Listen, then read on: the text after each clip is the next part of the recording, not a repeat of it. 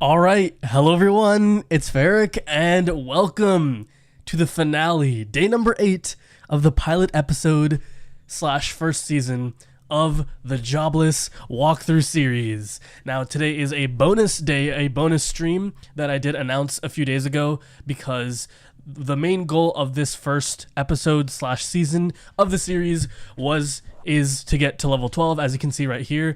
I didn't update the date, so I should honestly stop doing the date because it's just an unnecessary extra step. We just need to know what we need to do today. And today the goal is to just get to, and oh my goodness, that is, do not need that in my ears. I just had that just to make sure things are running smoothly. Yes, they are. All right, I can close out of that now. But yes, we have to get to level 12 through our XP grinding that we started. Technically, we've been doing it since the beginning, but we specifically started focusing on a certain method last stream. So we're going to be continuing that until we hit level 12 today. And then we're going to start, if there's, died. Stream down. Okay, we're back. I think we're back. I'm just going to make sure that things didn't go totally terribly wrong. Any time died. Okay, we're back. I'm gonna actually, that's interesting. That's the first time my OBS disconnected. So my internet was fine, just my OBS disconnected for some reason. We should be back. Stream back. Yeah, sorry about that. F5, refresh if not working. Yeah, sorry about that. That's interesting. I'm actually gonna restart. I'm going to check back the stream replay to see how that looks on YouTube when that happens, because my OBS went down. It wasn't my internet going down, so that's actually a perfect test right there. I did not plan that at all, I swear. So anyways, yeah, so we're gonna be doing, I lost my train of thought. We're just gonna be continuing the farming method, get to level 12, and then try to, end off on a good place for episode 1. One change I will say though is in between episodes, I'm going to stop, and I should probably talk about this stuff. So yeah, we're going to do Golden Gardens prep. So yeah, I'm just going to put that off to the side now. Let's just talk about things as I'm doing the farming so that, I'm multitasking and not wasting a lot of time. Because that's honestly going to be the point of some of the things I want to talk about during the stream is since I started returning to content, and I kind of talked about this during the Frozen Funds, the ice budget walkthrough.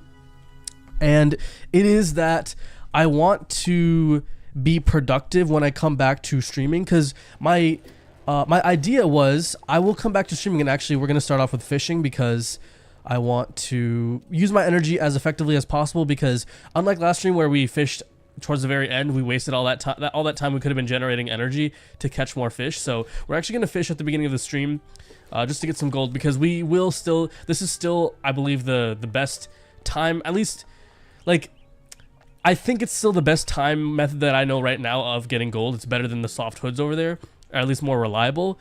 But if we don't have the gold by a certain time, we could always actively, without energy, go for that gold method as a secondary backup method. But for now, I think it's best to just rely on the fishing. So let's obviously go back to our favorite castles that we favorited last time, and periodically I should check to make sure that there is an arrow village available to search. That way, if there isn't an arrow village available to search, then I should stop using this arrow village temporarily in order to make it fair for everyone else. So we're actually getting close to this 60-point reward as well. Again, I do not want to actively go for these events right now because we want to do things in their own separate order. Instead, we want things to be organized. We want things to be done in their order.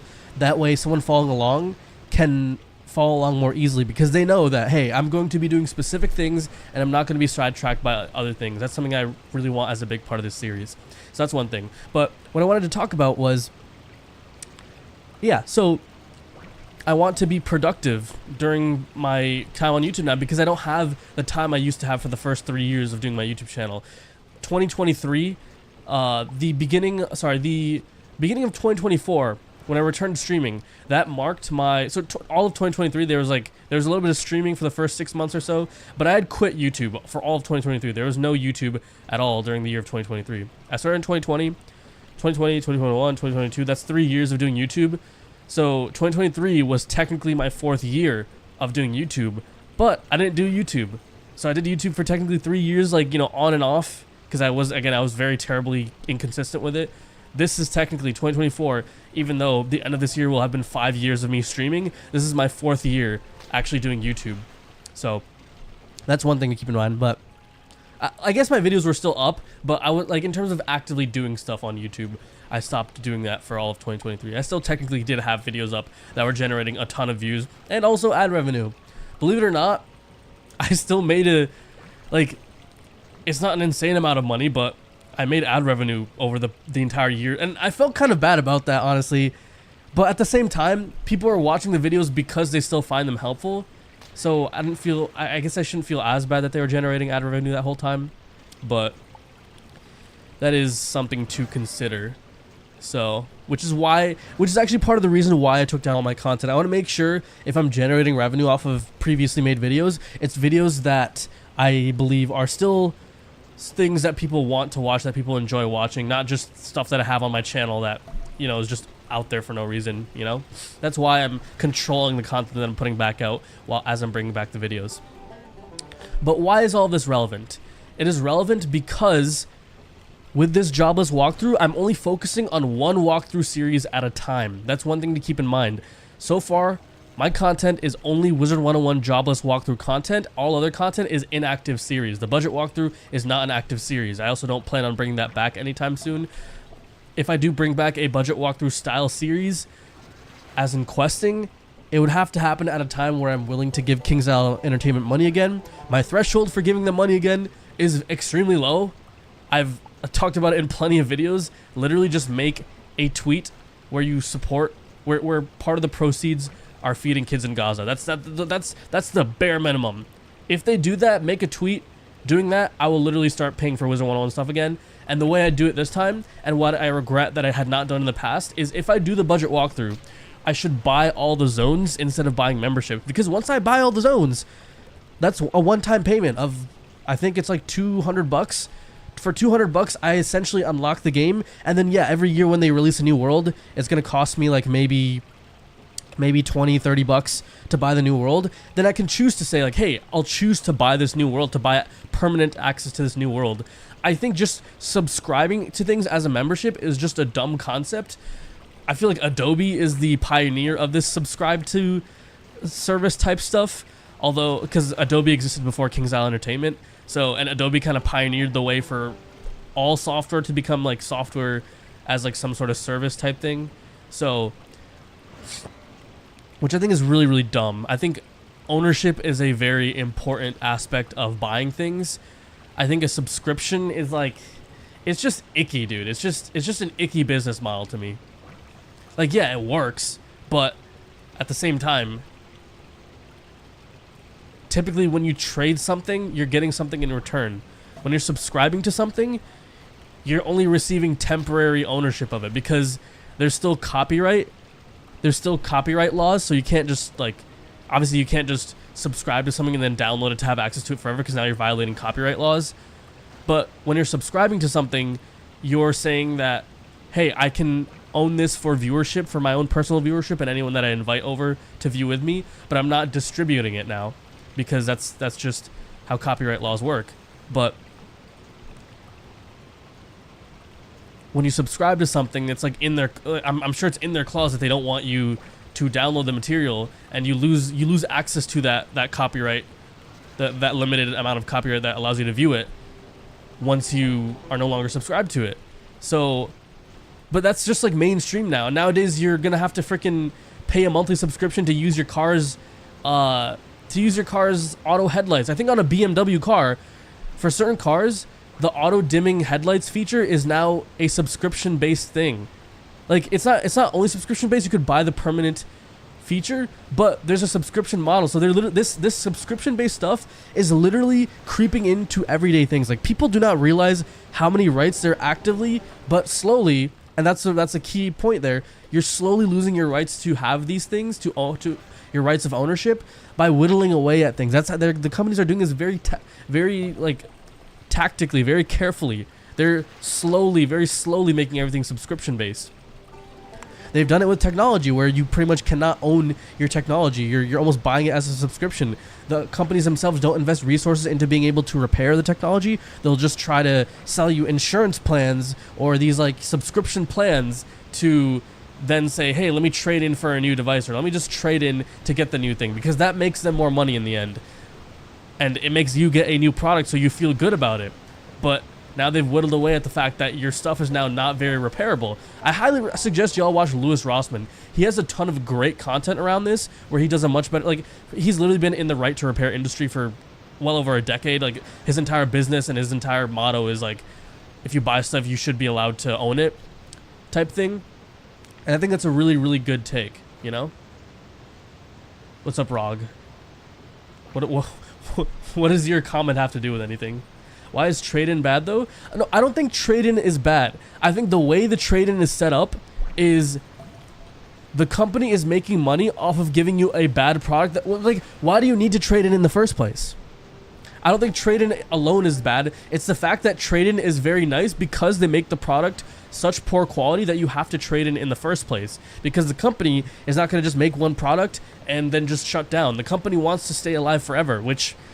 I mean, I guess for job security purposes, yeah, that's cool, but there's other ways to make job security a good thing other than creating this model where you're, first off, I feel like that stifles innovation, because if a company truly wants to stay afloat, that company is constantly innovating to the point where you have to make a new, better, actual quality model.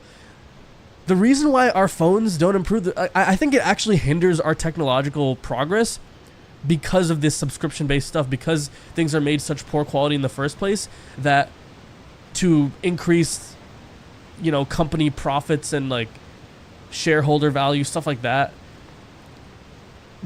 you just create some slop that's the exact same product, throw like, you know, a new year number into it, say like, oh, you know, hey, I'm doing software updates or software bug fixes and stuff like that, and now people are obviously not realizing it because, you know, what's another 10,000 to get the newest model of this car or whatever, you know? I've driven this car for 10 years. Car is still perfectly working fine and stuff. I don't really need a new car, but ooh, they're giving me this trade-in value to get this brand new car, you know? So yeah. Exactly, that too. Most subscription-based things, they rely on you forgetting. Yeah, that too. Like, dude, gym memberships. Oh my goodness. Gym memberships. Bro.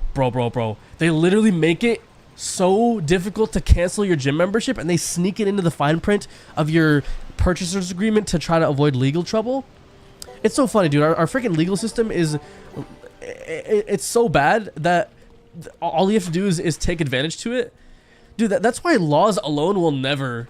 And this is where, you know, I'm getting into this, the, you know, religious discussion, but just having, like, arbitrary laws alone will not solve the problem of, you know, morality and stuff like that, because the people who don't have an actual like set of moral principles that work will always, and like a fear of, like, you know, like being held accountable for, you know, being a net negative to society, will never have to deal with the consequences of it, because as long as they can... Frick, I did not know the fish was attracted to that. As long as they can legally get away with it, as long as they can find the legal loopholes to make whatever they want work, they can do whatever they want, you know? There's no morals in the US. I agree. I mean, dude, look at the freaking, like, look at the freaking, did you see the World Cup, dude? They're mocking the Final Supper, or the Last Supper. Like, and obviously Christians are rightfully outraged at that. But now, instead of looking for an actual solution to that, and, you know, standing up for themselves, they're attacking the other group of people who are also rightfully outraged at that, you know? Cancel our gym membership. The guy at the register was very nice, and it was Kevin's age. That's the rarity. No, yeah, it is absolutely, it's very rare. If it's a commercial gym, you're gonna have trouble trying to cancel. They're gonna say like, oh, you have to come in person, or oh, you specifically have to do it this way. It's harder to cancel than it is to sign up. That's the main point with the gym membership thing. It's very easy to sign up. It's very hard to cancel compared to signing up. It should be easier to cancel than it is to sign up. That's how it should be. Canceling should just be, hey, you press the cancel button, and then you just press a checkbox to confirm that you're intentionally doing it. So sure, make it so that you don't just accidentally hit a button and then hit cancel. Make sure like there's like a quick verification step just to make sure you do want to cancel, but that quick verification step shouldn't have to take you to another page. It should be right there next to it. There should be two actions. because that second action could be like a form of a signature almost, like yeah, I'm confirming that I'm doing this, instead of, you know, taking you through 3 separate pages saying, are you sure you want to cancel? Are you really sure you want to cancel? Are you absolutely positive you want to cancel? Give me more, give me, tell me your this information, do all this, and then you get to cancel. Like, that's so dumb. That's so freaking dumb. How are people okay with that? But yeah. I just went off on a crazy tangent, and I missed the entire point of what I was saying. The point of what I'm saying is, yeah, I was talking about like the whole subscription-based services thing. So the point I'm really trying to make is, I'm only doing this current walkthrough series. I'm not doing any other walkthrough series, and because I said that the way it's gonna work is we're gonna be achieving a specific goal.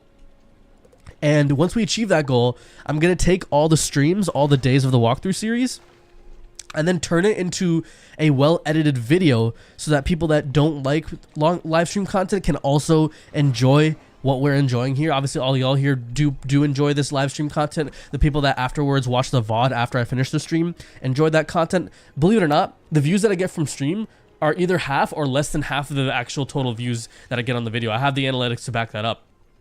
And of course, the people that are here on stream will always be less in terms of the amount of people that watch it after the fact, because after the fact, as long as I don't take the video down, people will endlessly for all time, as long as YouTube exists as a platform, as long as this earth is not destroyed, as long as internet exists, as long as they're able to have access to the video, they will keep on like being able to watch it. New people, returning people, all that kind of stuff. So, but now still, there are still people that want to watch it for all time, but they don't want to watch a very long live stream. They want to watch a nice, well-edited video. And that's what I want to do. I want to make it into a well-edited video that I post on the main video section of my channel. But that takes extra time. I already set out this specific time for live streaming, but then editing that stuff will take time. And instead of having to focus on streaming, because I have such limited time, because I work 60 hours a week, because I have all these other things that I do, because now I'm trying to go to my friend's wedding, and because I have family, and because I have all these things that take up so much time, I still want to put as much effort into every video that I make, into every live stream that I do. I want to put all the effort in and make as the best quality content I can make. So I will pause streaming while I'm making the episodes for now, because right now I don't feel like I can do the regular streams while also adding on the videos. That's not something I can physically fit into my schedules. So because I already said that I was taking a break from streaming for 1 week, I gave that arbitrary value 1 week, but the truth is I don't know how long it will take for me to make the video with the quality that I want to make it for this first pilot episode. That's what I'm calling it now. I'm calling it, I don't even want to call it the first episode because that implies number 1. Episode number 1 will be Golden Gardens. This is the pilot episode. I actually, like, before stream I looked it up. I was looking up, like, what do you call in a TV series the episode that comes before episode 1? And it said it's called like the pilot episode. It's where you do 1 episode to test the waters. That's the purpose of a pilot episode in like TV productions. It's called pilot because that's like kind of your test episode where you're kind of testing out the idea of a TV series. You put a lot of budget into that, but you don't put so much budget that you're doing a whole season off of it. You test the waters, and that's what this whole first episode was. This was the first episode where I was testing out ideas, different things, the way I want to do the series, and now I have a very good idea. Now I know about all these special events, Portal of Peril, how much XP I can get, how far I can make it into the series, how I can do XP grinding as actual part of this series, and try to explore, because PvP is free to play. We can do PvP free to play. And it's actually realistic to get to level 50 through normal grinding without spending an insane amount of time on this series. That is a very realistic goal if we run out of content, if I want to do that idea. So that makes me realize there is essentially infinite content in this series now, and I have a much better idea of what that infinite content is, and I know what I have immediate access to, or very, nearby access to for the series. So that's why, like, now I have multiple episodes worth of stuff to do, because each episode again is going to be a goal that we're trying to achieve. This first episode's goal, this pilot episode, not first episode, this pilot episode's goal was to get to level 12, because up until level 12 it's pretty much similar to the budget walkthrough. But where this is different from that walkthrough series is once we hit level 12, we're past the paywall. W streamer. Oh, W streamer. Hey, yo, shout out. Yo, who's that? Yo, shout out Austin Starbreaker. I feel like I recognize that name. Shout out Austin Is that Pizza Man? Wait, is that Pizza? That has to be. No, I don't think Pizza Man was really named that. Anyways, but yeah, so I already have an idea for the next episode. I have an idea for the episode after that. I have an idea of plenty of episodes. Oh, it's not Pizza Man. Okay, well, it's someone from stream. That's all we know. Based on that response, it's someone from stream. But yeah, so we have multiple episodes worth of content now, and at least for the next 1 year, I have Wizard101 content that I can post. Unless Wizard101 shuts down in the next year, or I die in the next year, or I somehow violate YouTube terms of service, which I don't plan on doing, to get terminated in the next year, there's 1 year worth of stuff to do. Or I just simply, like, there's something that, not I die, just something prevents me from being able to do it. Whether it's, whether I die, whether I physically cannot do it anymore, whether I don't have the time to do it anymore, whether other more important things come in the way of it. But other things that are important that come in the way of it are not, me just being lazy. I don't want to be lazy with this series. So, yeah. What are these possibilities you go through? We'll talk about them. I need to do a video where I defend the series a bit better, because for now I suggest watching the first video in this playlist, because that will hopefully explain much better what I'm trying to do. So anyways, we finished fishing. I've been yapping for the last 20 minutes. So I don't want to go too much over the 2 hour mark. Obviously today I don't have anything immediately to do after stream, so I can technically stream as long as I want, but I don't want to endlessly yap either. I do want this, so because I'm now doing the episodes, my streams are more free now. I don't have to worry too much about, being under a time crunch. And that's where, if you actually check the description, I'm actually considering doing my streaming schedule Monday, Wednesday, and Saturday. Before it was Sunday, Tuesday, Thursday. I had to remove Tuesday because Tuesday just became absolutely impossible with the timing. I was literally missing some other things to be able to get my stream done, and even delaying the stream itself, making the stream very short itself to accommodate this. So Tuesdays is definitely a no-no. And if I do it on Mondays, then Monday's too close to Sunday. I don't want to do it 2 days in a row. So then I moved Sunday to Saturday. And then, but now I'm doing, so then it was Saturday, Monday, Thursday. But Thursday I also have karate. So Monday, Wednesday I don't have karate. I don't really have anything besides work. And Saturday I also don't really have anything besides work. So, and I don't want to do Sunday, obviously, because I don't want to do Sunday, Monday, 2 days in a row. So that way, so now I have 3 days a week potentially to do this. So that's why my streaming schedule, and I need to make a community post announcement. But Monday, Wednesday, Saturday, that's going to be my streaming schedule. Friday, I simply have too many things going on to be able to stream. But those 3 days, I can free up for streaming, and that way, I want to still try to stream for around 2 hours. But that's just so that I don't get bored of it, and so that I'm not, just endlessly grinding Wiz all day. That's the real reason why I'm doing that. So now we're no longer restricted to like 2 hours. Now if I need to go extra, I can go extra. I will try to, so at this point my stream schedule just starts at 4 p.m. Monday, Wednesday, Saturday, and then it ends whenever I feel like we reach a good point. I will try to stream at least 2 hours, but if we're at 1 hour 30 minutes and I feel like we're at such a good ending point that starting the next thing will end up increasing the stream, like doubling the stream length, that's where I'll be like, yeah, you know what, let's end a little bit early. But otherwise, I'll try to do at least 2 hours, and then yes, if I need to go over because we're trying to achieve a specific goal for that stream, then we'll go over. Because at the end of the day, the edited video is the thing that matters. Streaming as this like very restrictive thing is just, it's something I've tried, I've never been very good at. That's why I always end up saying, the streams are scuffed, because no matter what you do, unless you have like professional like experience, I feel like you only get better at this over time. And that's just simply something that I don't have like the time that I spend streaming is just going to make me a better streamer. And this, like, people have liked this, people enjoy it. So no reason to try to stress over it too much. Just try to be myself, try to have fun. That's the main goals of the streams. So hopefully y'all are fine with that. I hope that's okay with you guys. There's going to be times where I just go on endless tangents, and if that bothers you, then maybe the streams are not for you. Maybe you should either watch the VODs, or maybe if that really bothers you even with the VODs, then just watch the edited videos. That's why I want to make my I think it's fair criticism to say stop yapping or stop saying this or stop saying that.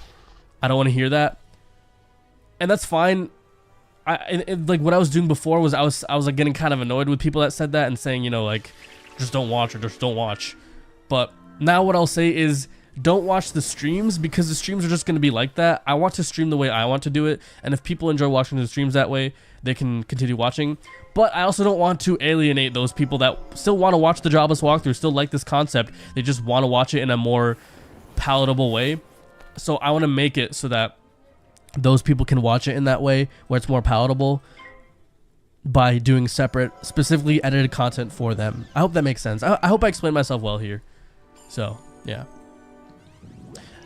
As a Muslim, do you support Sharia law? Yeah, so Sharia is literally is God's law. That's what it means. So yes, anyone that claims to be a Muslim supports God's law. Yes.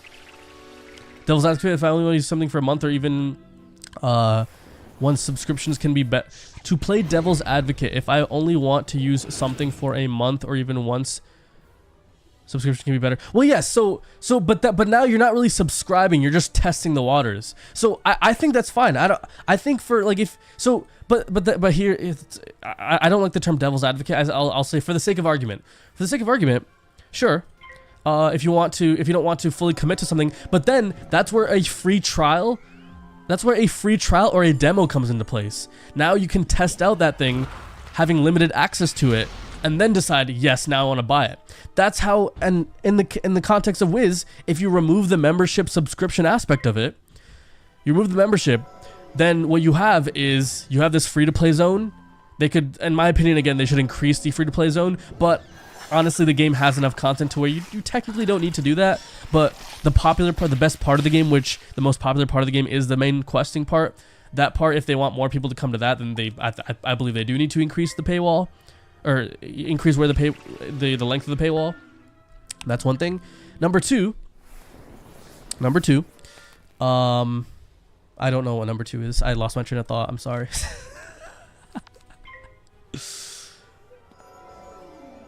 Yeah, so you have the paywall, but if you want to continue progressing, that's where crowns come into play. Sure, it's like the separate currency. I wish you could just spend a certain amount of money and unlock this many zones instead of having to buy crowns. And then, although that does, actually no, I take that back. I don't think the virtual currency is all that bad, the crowns, because what that does is it makes it so that now you can do crown sales, and that virtual currency can be used on multiple different things. The only issue that I have with the virtual currency is the fact that it allows them to have the legal loophole of adding packs. Because you're now paying for a virtual currency to then buy the loot boxes, those loot boxes technically don't have real value, real monetary value, and you're technically not giving real money to be able to buy the packs. So again, it's a legal loophole for KingsIsle to be able to essentially sell the concept of gambling to a game that they marketed towards children, which is one of my biggest criticisms of them as a company. I think packs, loot boxes in general in video games, in my opinion, should just be federally outlawed. There's nothing good about them. They create that same feeling, the same addiction that gambling creates, and they also have some of the same destructive elements. Once you're addicted, you just keep on wanting to spend more and more money. It's just, yeah, technically because now our morality is based off of the laws we have in our country instead of, one moral source. Because that's what our source of morality is, just the laws. All you have to do now is find a way around that law, and now you're technically, yeah, I'm morally correct for doing this. It's not against the law, so it's morally right. The law is the law is the law. So let's not criticize how awful of a concept this is, Gambling is illegal in Texas. There you go. Gambling is illegal in Texas. But what is gambling now? Now you have to find a legal definition for gambling, because if our source of morality is just whatever's legal is okay and whatever's illegal isn't okay, now all you have to do is find ways around what's legal, find the loopholes around the law, because again, our source of morality comes from just what's legal and what isn't legal, and now you have what you have, which is, in this case, in this specific example, infinite gambling for children, addiction through gambling for children, and for adults too. Honestly, I use children because for some reason people think adults are people that deserve to suffer, and adults are not people that can fall prey to addictions, which is literally just false. Gambling literally kills adults who end up committing suicide because of gambling. So I don't know why I even have to bring up children in the first place. It just shouldn't be a thing, in my opinion. But then people get all upset, like, we should have the right to gamble, we should have the right to suffer, all that stuff. We're adults can make their own decisions. Like, yeah, sure, whatever, sure, fine. If we're gonna go that way, sure, fine. In this case, the game is marketed to children, so at least let me make that argument, So yeah.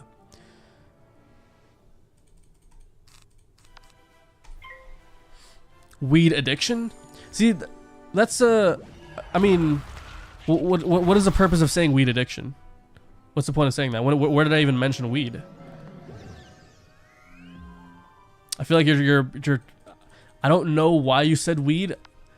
I'm assuming you're trying to create a straw man argument to try to be like, to try to do the whole devil's advocate thing, which is just, I'm not even gonna entertain that if that's the case. But if that's not what you're trying to do, then, you know, you were talking about addictions. Okay, when did I bring up weed? When did I mention weed? I'm that's not something I'm talking about today. We're not talking about weed. Crazy YouTube showed me this live. I used to watch your budget streams way back. Yeah, I am slowly bringing all the budget walkthrough streams back. Actually, one of the things I want to do before season 2 is at least bring back the death budget walkthrough. I'm not gonna make that as a requirement to before starting season 2 or episode 1, but I would like to get a lot more of it out. So, how's it not related? It's not related because I'm not talking about whether or not weed is an addiction. I'm talking about addictions in general. If something is an addiction, then it should be outlawed, in my opinion. If something becomes addictive to the point where you can... Okay, not anything that can become addictive, because then technically anything can become addictive. But things which are more prone to becoming addictive, yeah, we should take a look at each one of those things and say, hey, and you know, once you bring that up, it's like, what can become addictive? Who decides what things become addictive, and what are the requirements for deciding whether something is addictive enough to where it should be outlawed, you know? Weed is very prone to addiction? I mean, yeah, there you go. If it's prone to addiction and it's harming people, then yeah, make it illegal. Sure. But are you arguing that now, Greasy? Is that your argument, that it's prone to addiction, so we should not make it illegal? Me personally, if you want to ask me personally, I think yeah, there's like, you know, unless there's like medical uses for it, there's medical necessity, like an actual authorized, qualified doctor says you need it.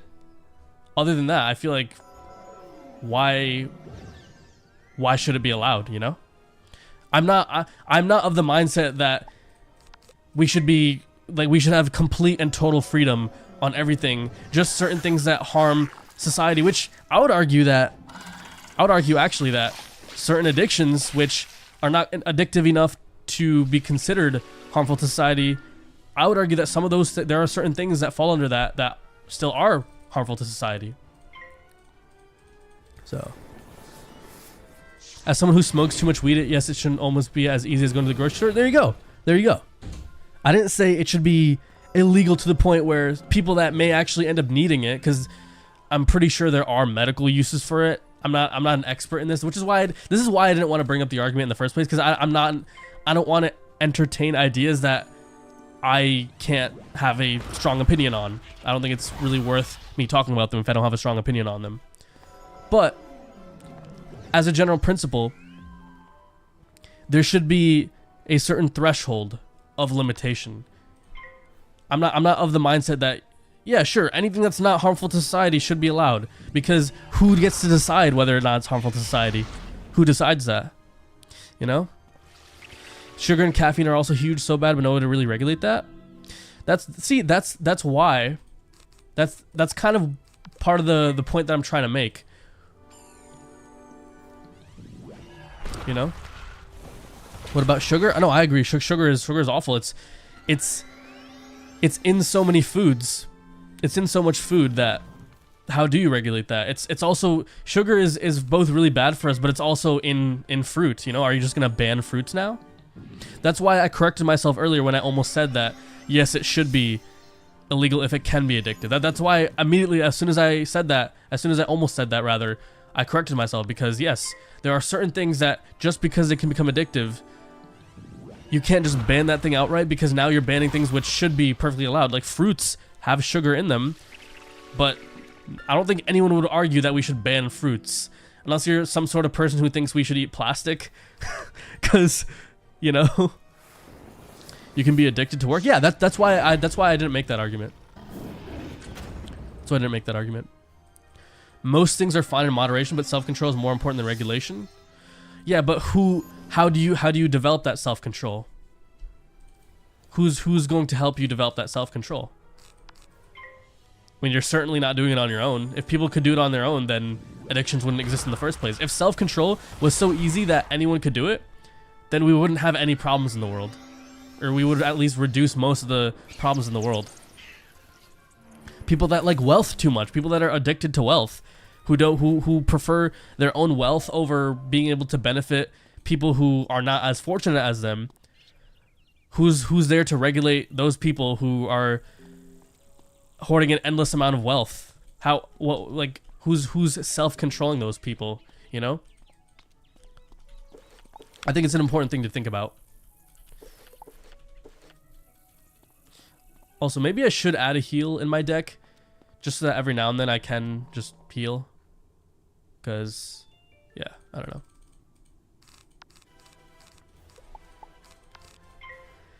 If you're addicted to buying packs in the video game, that's natural selection. I mean, natural selection is a Darwinist concept, right? So now we're at a point where is science the only thing that's allowed to determine our morality? Now that's a whole separate discussion, because I don't think natural selection, I don't think science is the way that we should define our morality. I think that's ludicrous, because science changes. I think if you're changing moral principles based solely on science, then as soon as the science changes certain previously held scientific beliefs, then now all of a sudden morality changes. Why are you ignoring your questions? What do you mean? What questions did I ignore? You asked why. You said why are we DLKM? Why doing it over again? STW, why you... Like, how am I supposed to respond to that? What? Everything in moderation? I disagree. I don't think everything in moderation. I also don't agree with that concept either. I was using natural selection as a joke. Oh, fair enough. So that's another issue that I have with chatting, and why I've stopped like tweeting. I've at this point set my Twitter to private. Is a lot of stuff is lost. Like, I can't tell sarcasm when someone's in chat is typing it unless they make it very obvious, because part of sarcasm is literally tone of voice. You can't tell what the tone of voice is unless they make it very obvious in the chat message. So, come on, Ferry, it's a simple question. What are we DLKM? Yeah, Aviation, if you want me to answer your question, ask that question clearly. I don't know what DLKM means. I'm sorry, it's just so funny. Because I saw that and I felt bad, because he said, why are you ignoring my question? I see that and I feel bad, so I'm looking up, I'm scrolling up, I'm seeing, where's the question? I just see 3 chat messages, and the first thing I see, why are we DLKM? Doing what over again? Are you talking about the XP grinding? Are you talking about the questing? Like, what are you referring to? Moral principles require faith, the idea that there's good energy in the universe watching. Hey, I agree with that concept, Greasy. I feel that too. Moral principles require faith in an idea with a capital I. And that idea is good energy that is watching with a capital W. I like where this is going. I like where this conversation is going. I hope you guys understand what I'm you guys get where I'm going with this, right? Oh, frick, I messed up. Okay, well, that's okay, because it just means that we end the fight a little earlier. So, this is the thing that I like about this version of the grinding deck, is that when I realized that I forgot to restock my spirit armors, it's fine, because all I have to do at that point is just shield lightning bats. That's also why I saved my double shields for the end, because the double shields technically have longer animation time.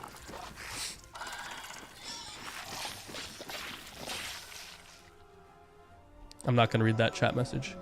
I guess there's a gold limitation, but there's a more efficient way to get XP. Healing? No. Healing? Well, so no, healing is not actually... Actually, Yeshi, so you make a good suggestion there. Using Empower is good, but keep in mind, Empower does 300 damage. At my level, Empower is going to kill me. Literally kill me. So, what I could do, though, is Empower, Absorb, Empower, Absorb, Empower, Absorb. Healing is not the answer there. Healing is the answer if... honestly, at this level, maybe I could heal. I could Empower, heal, but one, Empowers are very expensive. I don't think you learn Empower in free-to-play Wiz. Correct me if I'm wrong. I'm pretty sure that's a much later spell. So because of that, yes, Empower would be the way. Finding ways to get pips would be the way, because yes, the idea behind grinding through combat is that you're spending as much mana in as little time as possible. So yes, when you're gaining pips a lot faster by using Empower, yes, that is actually very good, and I actually have considered that. The issue is, even despite me considering that, the reason why I'm not doing that is because 1, I don't have access to Empower TCs, and 2, Empower literally does half my HP. So what I could do is shield, absorb, empower, absorb, empower, absorb, empower, absorb over and over again. And that would work because, again, absorb is the fastest animation spell. We kind of went over the chart a little bit last stream, but it's even better than using a heal. And by, you know, 500, what the frick is this lag? Am I lagging or is it Wiz lagging? Bro, it's so annoying. Oh, an item card, but that only gives 1 item card, so I need to find a way to get multiple Empower item cards. You guys are onto something. Don't get me wrong. This is very good. This is very good. I'm glad you guys brought this up. Yes, if I have access to infinite Empowers, yes, Empower into Absorb is very, very good, because Empower is a way to get a ton of pips very quickly, and getting pips is honestly one of the things that does slow us down a lot, because casting one of these single shield spells, that still is not very efficient. Whereas casting a multi-pip spell that's like a shield is very nice. In fact, the best way would be spamming the X-Pip Frozen Armor. Actually, no. So the best way would be Empower Max Pip Frozen Armor. Wait! Yo! Wait! Ding, ding, ding, ding, ding, ding, ding! You guys hear this, right? You guys hear this? I just had a light bulb moment. Wait, chat. Hear me out. The best way to XP farm, find a gold source so that you can afford Empowers, or find a way that you can get multiple Empowers, and then have an item card. Actually, wait. No. Hold on. Find a way to get a lot of pip chance. Get ice pips. Get a pet that has a Frozen Armor X-Pip item card. Empower till you're at max pips. Cast Frozen Armor. One hit your enemy. Boom! Boom! Right there. 14 pips worth of XP in as little time as possible. That has to be the fastest way. It's gotta be the fastest way. Yeah, there you go. Empower. Wait! Yo! Ding! Yo, wait, this is actually genius. Chat. Okay, hold on. I know exactly what my video idea is. Oh my goodness. I have to do this before someone else makes a video on it now. Chat, don't tell anyone. Do not tell anyone, chat. This is our video idea. Chat, if you are a true fan, for the next 24 hours, frick, man. I literally have to make this video today because I'm going to be unavailable for 2 days. Okay. Chat. Yeah? I'll try. Okay. It's a what? Okay. Yeah, I'll Yes, I'll make it. Chat. Hear me out. Empower to max pips on an ice wizard. Be able to get access to something, or no, decathlon deck too, right? Frick. Ice Wizard would be the most effective because you wouldn't have to rely on school pips. Actually, yeah, or getting an ice mastery. Is there a way to get a free-to-play mastery amulet other than the PvP amulets? Wait, yes. Once you get to level 50, you can buy the provisional ones. Buy a provisional ice amulet. Oh my goodness, dude. Oh my goodness. Yo. Okay, chat, please don't tell anyone. This is my video idea. Our video idea. This is our video idea. Item card reshuffle TC? No. Item card reshuffle. So reshuffle, yeah, you could do item card reshuffle, but no, the idea is you get infinite reshuffles. You find a way to train reshuffle, which I don't think, unless actually no, you can access the Old Town place, right? I think you can. Honestly, dude. No. Find a way to get Empower item card. Find a way to get Frozen Armor item card. And find a way to get as many item cards, Empowers as possible. And then just Empower until you're at max pips, Frozen Armor, and then reshuffle. Or just empower, reshuffle, item card, frozen armor, empower. Like, enough empowers to get to max pips. And then, yeah. Just keep on spamming that over and over again. Can't use those outside of PvP? What do you mean?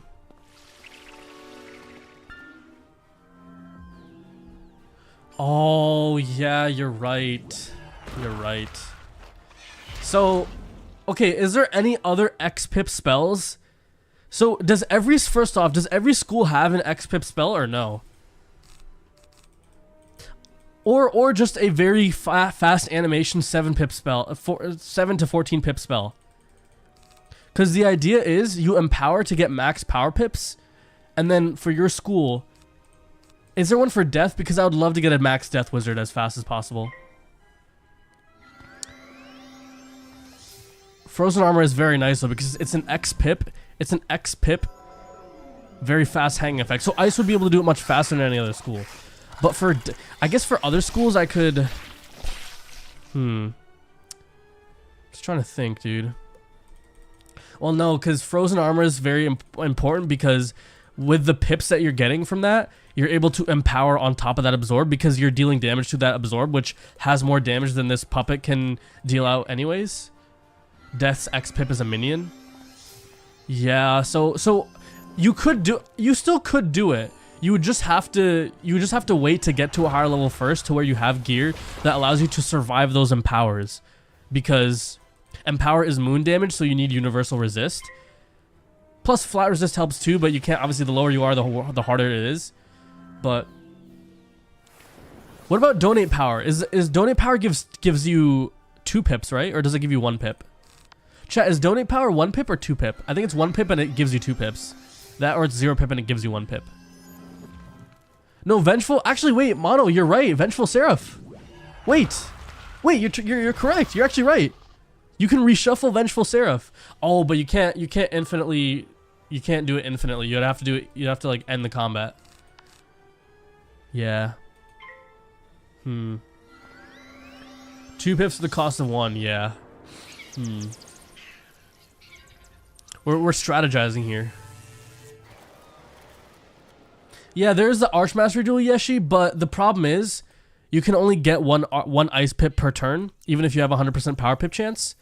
So the empower strat wouldn't work very well. You would still, like, the point of using empower is you can get to max pips very quickly.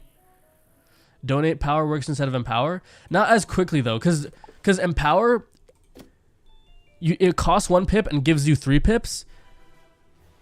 The extra pip is from the damage that you take. So I guess for early on, yeah, you could use donate power. Yeah, you're correct. You could do that, yeah. Although you also have to consider at the lower levels where you don't have power pip chance, is it worth spending a white pip to... No, because at a certain point you're just getting 1 pip per turn while using a bunch of animation time. So actually, yeah, hold on. Yeah, empower is... Vengeful Seraph's only on crown gear? Well, yes, it is, but you can get Vengeful Seraph on a pet. You can get a pet talent. It ends talent, so meh? What do you mean it ends talent?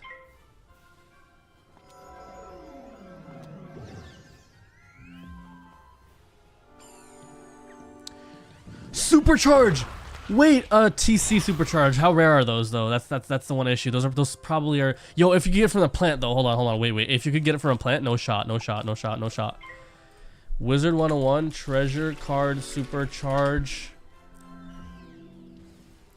No, it's only droppable, dude. Wait, harvested from Maltese Tiger Lily. Wait. How do you get this? Ultra Tiger Lily. How do you get Ultra Tiger Lily? Tiger Lily, yo, or backdraft. What's easier to get, supercharge or backdraft? Maltese Tiger Lily. Does it give you? Oh frick! You'd have to will to revive these. Oh my goodness, this gives you so many potential TC though. 2 treasure cards, 3 snacks for Elder Harvest, but oh wait, no, you can't get you can only get supercharge from an Elder Harvest, so that isn't good enough, unfortunately. Multis are in Bazaar. Yeah, but Bazaar's not reliable. We need to have a reliable way to get Elder Tiger Lilies, because we can only get Supercharge at Elder Harvest. What about Backdraft? Heck count as a hit. A hit is not good enough. It would have to be something that we can use over and over and over again. Is Supercharge on a pet, though? That's the question. No, but Supercharge is for Storm. So that would work for Storm. So Storm and Ice we have covered. Storm, Ice, and Fire too. Fire is Backdraft. No, Leighton. Adding someone is against the rules. So adding you for you to gift us stuff would be against the rules of this series. What I do has to be possible by anyone. Otherwise, it's against the rules.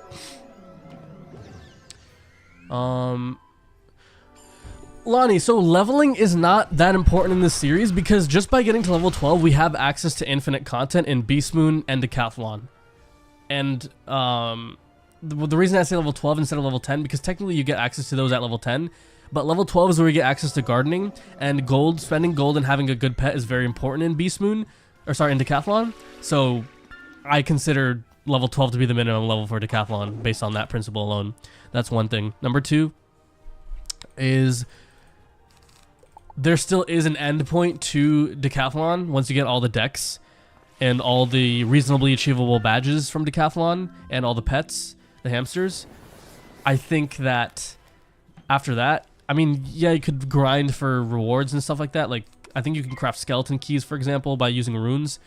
But after that, I think it just becomes like a way to grind things, not necessarily a game mode where you're doing anything but grinding. So whereas with Beast Moon, you will never be able to catch up to Beast Moon unless you're paying for everything. So Beast Moon is technically infinite content, but as an alternative to Beast Moon, oh shoot, I messed up. Actually, that's fine. That's fine because we have enough pips for bats. On your first level 12 Decathlon, do I think I can get a hamster? If I do it 7 days a week, maybe, probably, possibly, probably, yes. Once I have gold, once I'm ready to do Decathlon, I think yes. Yes, absolutely, I should be able to do that.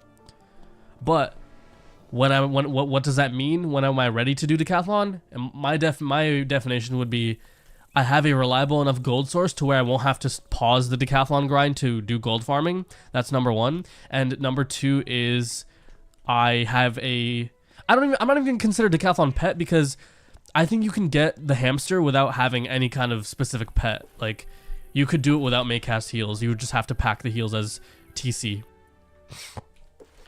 1 in a million in the series? Yeah, 1 in a million is totally gonna be possible, yeah. So yeah, badges is another thing we could go for. That's the thing. That's why this is the pilot episode of the series, because I wanted to, and it's kind of unfortunate that we're starting to talk about the ideas a lot more today. I kind of wish we did that a lot at the beginning, but that's just kind of, you know, the cards we've been dealt with. That is totally on me, because it was my fault for letting the stream get derailed so much in the past that I wasn't talking as much about how we could make the series better. Today is like really like a brainstorming thing, which is fine because we still have a whole hour to brainstorm. That's fine. It's not like a bad thing. We have so much time, but. Yeah, but the reason why I want to grind is for PvP. If I can get to level 50 and do... So first off, level 30 is the next content after that. Having access to every single gauntlet, technically through every month, through Portal Apparel is very nice. But Portal Apparel is still once a month. So if we want even more than that for infinite content, because now we're dealing with other players. That's why Beast Moon is infinite content, because it's player versus player as part of Beast Moon. PvP is also player versus player, but instead of having access to it once a month, you have infinite access to PvP. That's why PvP has been considered the end game content. So for us, getting to level 50, which is extremely reasonable, which even with this method would only take us 130 hours of playtime, now with this potential method of having an X pip spell similar to this Spirit Armor, and by using Empower, and by using the Spirit Armor absorbs to tank that Empower damage and having infinite reshuffles, we now have a potentially much more viable farming method. These are things that now I can test out. Frick, dude. I just realized I don't have the time left today to be able to go on my main account, spam some of the remaining crowns I have, and on the resources to make a pet. I don't have the time to make a pet to be able to test out this idea for the video today. So, and I won't have time again until Monday. So until Monday, I have to hope that another content creator isn't watching this budget walkthrough and takes the idea. You know what? Even if a content creator steals the idea, I'm saying it right here. We came up with it first, so I don't care how many. Literally every single Wiz content creator could make the video. I will still make that video. This is gonna be my first guide, I think. Honestly, look at this. Look at this. Look at this. Look at this. Actually, I'm not gonna show you because it has too much information on it, but I had a little like note thing which says like content that I want to make. And the first video, I believe, was going to be. Let me see. Yeah, the first video, other than like the episode 1 video, was gonna be how to. Where is it? Where is it? I wrote it down somewhere here. Yeah, the early XP grind guide. How to grind XP early on in Wiz. I was gonna make a guide on that. That was gonna be my first video. So, but at this point, now that we have this newfound knowledge, I might want to consider. Although, technically, that like we could still make that early XP grind guide, but instead of doing that, I could just make an XP through combat guide in general video with this new information by using my main account. Oh, that's right. Raincore Supercharge pets for Death, Ice, Storm. Yes. Although Supercharge, so this is where Storm and Ice have an advantage because they can get power pips from the empowers they use. The other schools would be able to grind. I won't even say half as quickly because technically you could just end the combat as soon as. No, it is. Yeah, it's not technically half as quickly because you still have to spend those extra empowers to be able to get power pips on the Ice on those other schools.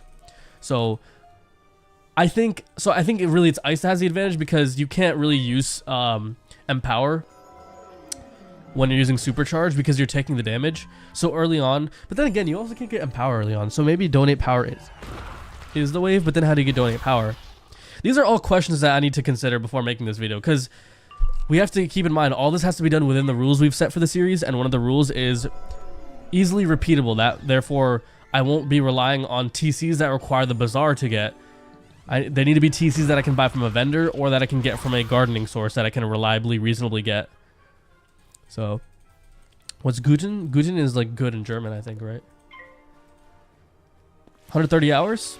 Anyone gonna do that? Well, that's the thing. 130 hours was a rough estimate, and that was based on this current method. But with the new method that we're now cooking up in our brains, we can still do that. But that 130 hours doesn't have to be 130 hours of mindless grinding either. That could be 130 hours of you grinding Rattlebones to get Rattlebones duels to farm the Rattlebones duel. That could be 130 hours spent on Portal of Peril combat where you're farming for other things. The point is, that's 130 hours of gameplay that involves combat. And combat, you get XP, so you can try to optimize your farming in a way where it's both very efficient time-wise in terms of farming, but also efficient XP-wise in terms of farming. So we could set up all of our farming in a way where we're also considering the XP that we're getting. What does Rattlebones Duel give you? It gives you cosmetics. It gives you plants. Ultra plants, as a matter of fact, are like a very easy way to get ultra plants. Is in fact the main way. When they first came out, the way you got ultra plants was through that's what the one-shot gauntlets were created. They were created for the purposes of getting gear, but like obviously that gear is not as good anymore. Besides like the exalted stuff, but for the purposes of getting ultra plants. Ultra King Parsley, Ultra Tiger Lilies, Ultra whatever, just Ultra plants in general. All Ultra plants have some really cool rewards, and those Ultra plants can give you other good seeds too, potentially. So, oh, but they're tough to take care of. There is a way to get gardening TCs though. It involves there's this plant in a certain housing place. But that's honestly not as reliable because you can only get it every 24 hours. So at that point, I'd have to use multiple characters to take full advantage of that. But I don't know. These are all like really good questions. It's on me to figure out off stream how I want to go about do the off stream research, which also could be done on stream. That's why I've decided to separate it into why I want to make the streams much more chill, because in future episodes, while we're streaming the episodes, like during the streams, we can figure out together. We can do the research together to actually plan out these things. Right now, we have a specific goal we're trying to do, so we're not really researching anything. We're just, we have a goal, and we're kind of just, bouncing ideas off each other in the background while this is happening in the background. This necessary evil. Botanical garden. It's the yeah, I think it's a botanical garden. Yeah, that house gives you, it's this like it's called the aberrant carnivorous plant or something like that you interact with. How to get gardening TC Wizard 101.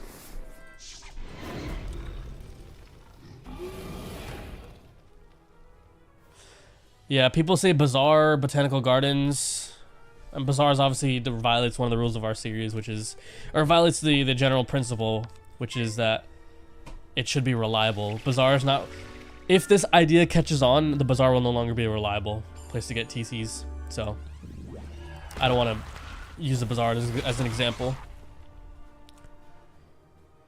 Because Bazaar means someone sold it, and someone sold it because they got it from something. So where did that someone get that something from? Where did someone get that something that they sold? So that's why I hate whenever someone says Bazaar as an answer to get something, because Bazaar is a non-answer. Bazaar is, yeah, okay, now let me rely on the fact that someone sold it. The only case where I can make the exception for the Bazaar is if you don't care about that, you're fine with Bazaar sniping, and it's an item that is commonly sold in the Bazaar. Whereas with certain plants, once this idea catches on, there's going to be a lot more people trying to buy that very nice plant rather than people selling it. So you can use Death's XPip mini. Oh, wait, Tom, you're right. You're right. So these are all great ideas. So early on, Ice will have a huge advantage because I can infinitely empower and then use Spirit Armor and then get the most out of that Spirit Armor or Ice Armor. But on any school, once I hit a certain level, I can then just, like, at that point I have so much HP and good enough gears to, and also good enough pet, good enough stats to where I can tank multiple empowers and also tank this stuff. And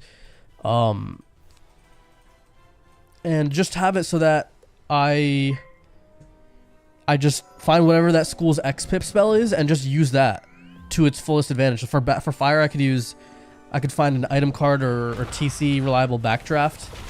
Is there an item card? No, the only item card backdraft is through gear, which, is there a free to play way to get the backdraft item card? Like, or do you have to do a skeleton key boss to do it? Backdraft item card wizard. Wait, the professor's hat, right? No, that's a glorious crown. I'm confusing with something else.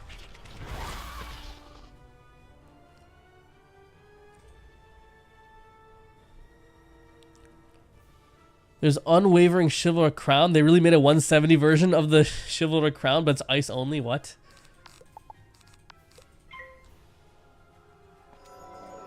Wait, really? Current Portal Apparel Boots actually give a... Oh, for the Fantastic Voyage? Okay, that's good. Well, yeah, obviously not for my level, so yeah, that wouldn't work for XP grinding. So, yeah, so the point is, yeah, Glorious Chivalric Crown is the only any level way to get item card backdraft, it seems. And the only way to get that would be through Knight's Spelemental Pack. So unless the Knight's Spelemental Pack becomes a reward, we will never be able to get Glorious Chivalric Crown. Dryad? Dryad is good for life, yes, but that's also an animation thing. So yeah, it is possible, it is good, but it does add animation time, which over a long period of time does add quite a bit of time to the grind. The reason why Ice Armor, Backdraft, Supercharge are so good, and honestly even Death's Minion is good, is because the animation time is so low. The Minion's summon time does not take that much time, and you can also dismiss it, so that it doesn't, you know, use up additional animation time with casting spells. But, which actually reminds me, I could go back to using my Minion now that I realize I can dismiss it. So that was actually a very good suggestion. Whoever, I think that was Pizza Man who made that.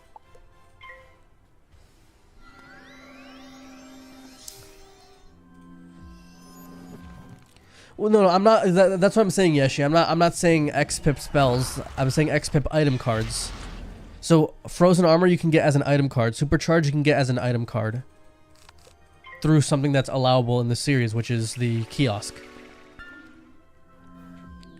So Backdraft is out of the question. So honestly, because Frozen Armor is so good, I should just rely on frozen armor. And yeah, sure, ice will be the easiest technically to level up because the power pips that I get from that will be useful, but that's okay.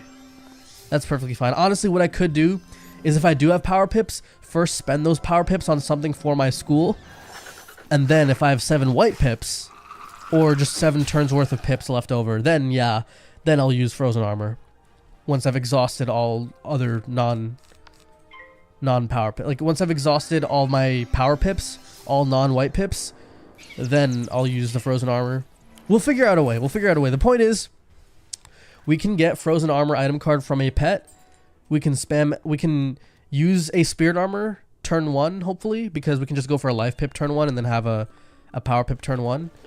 And then, you know, just by having a piece of gear that gives us power pip, for example. Dude, all I'm saying is not allowing trivia does really burn us as a rule, and I'm not going to consider changing the rule because of this, but not having it does burn us, because if we were able, like, look at this, look at the ascent, I'm pretty sure, right? Actually, no, it gives us a white pip, but still, look, it's any level. It's an any level piece of gear. So, and the point I'm trying to make is, like, I'm sure there's any level wands that give us starting power pips, right? Unless there's not. Are there crowns wands that can give you a power pip at any level? I don't think so. But the point is, being able to cast Spirit Armor turn 1, and then Empower, and then, you know, casting a bunch of other stuff, that would be the way to, and then being able to Empower Reshuffle, that would be the way to infinitely get a ton of XP very quickly. By the way, chat, if y'all care about me, don't go, like, keep this between us. Keep this between us. We're gonna have this insane content idea, and I'll make sure to give y'all a shout out on the video. I'll be like, hey, I have the best chat in the world.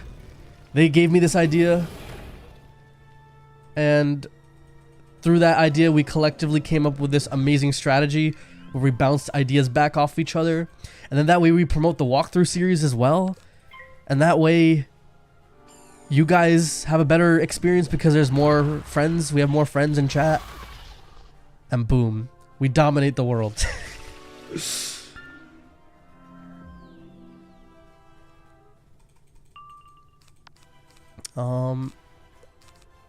I don't know how many bats I've discarded. Hopefully I didn't discard another bat and forget to double draw. We were thinking Empower, Donate Power, plus Armor X Pip plus Reshuffle. Yeah, pretty much. That's the strategy right there. Empower / Donate Power. Depends on what's easier. Let's first see.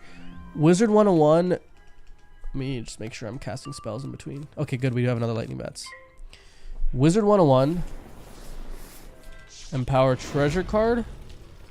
Wizard101. Item Card. Empower. Wizard101. Donate Power Treasure Card. Wizard101. Donate Power Item Card. Alright, let's get rid of these. Treasure Card Empower. Item Card Empower. Donate Power Treasure Card. Donate Power Item Card. Empower TC obviously dropped by a million things. Harvested. Oh, you can craft Empowers too. That's good. But they'd have to be so ridiculously easy to craft that, yeah, they cost so much to craft Empowers, so we're not going to craft them. Which makes sense because crafting things is based off of a newer economy, and the new economy actually is insanely expensive because KI values these TCs so high. So, Empower harvested from couch potatoes, which we cannot do, and saw palmettos, which are... what kind of soil plot do they require? Does it say? Small. Hold on. Small soil plot. 1, 2, 3 treasure cards. They give you traps. Take power. Wait. Oh, minion spells for pips.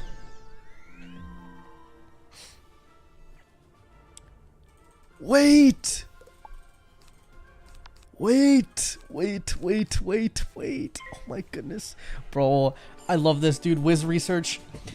Bro, next season, next episode, we'll have streams where we're literally just theory crafting stuff. Where, sure, I could do, like right now, obviously I'm doing a lot of the theory crafting through farming.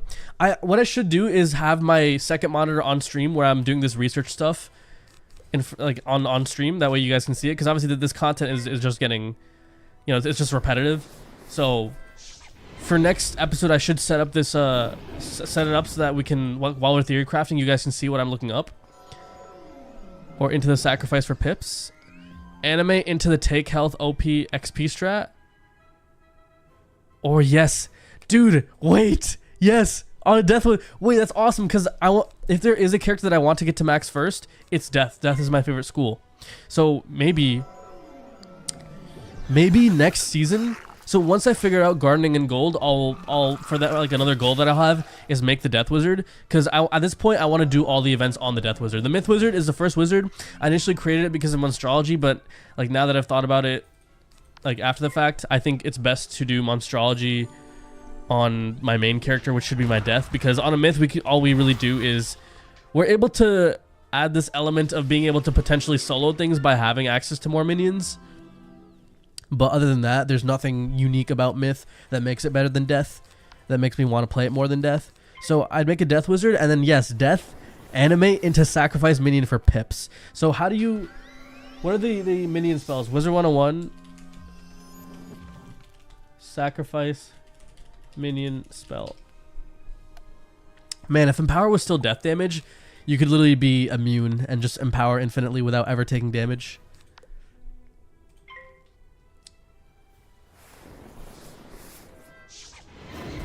They should just make Empower a moon spell that's trainable by anyone. And give Death a replacement spell in place of it.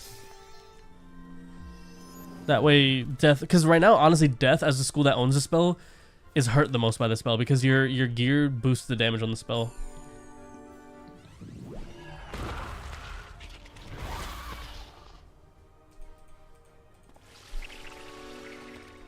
Yeah, dude, sacrifice minion, empower, sacrifice minion, empower, like... So, what's the trainer that gives you sacrifice minion? Wizard101, minion spells.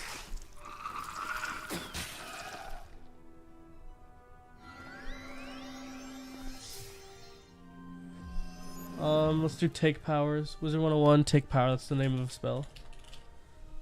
Spell take power, there it is. Trained by Croaky.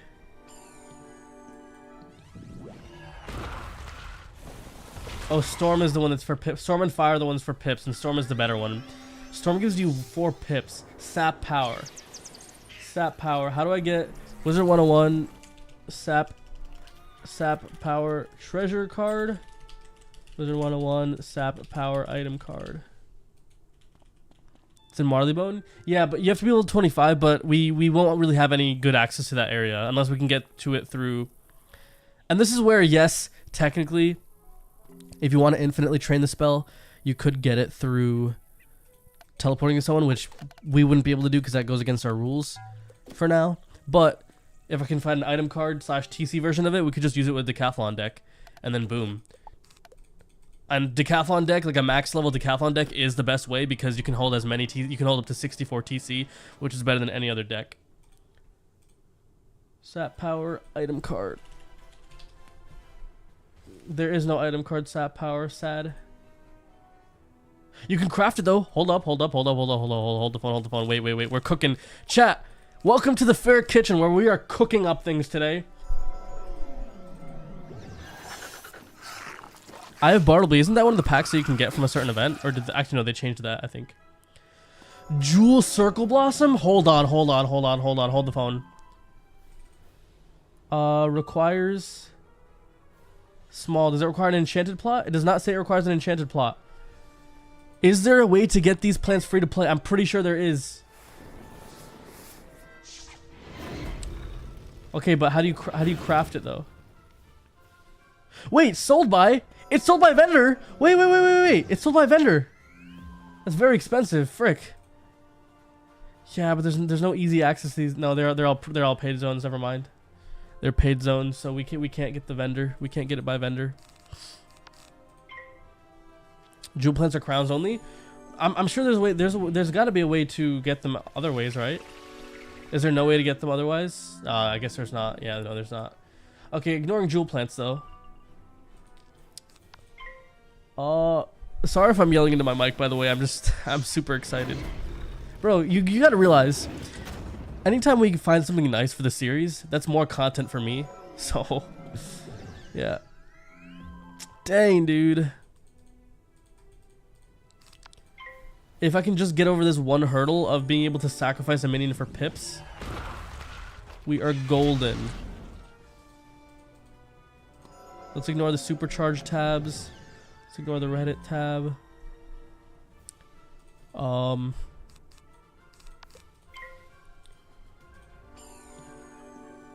Item card empower here. Let's keep the empower stuff with empower stuff. Saw Palmetto we'll put off to the we'll get rid of Saw Palmetto for now. Dang, man, if only there was an item card version of the minion spells. Spell sap power from what's his name? Croaky, right? Yeah, Croaky.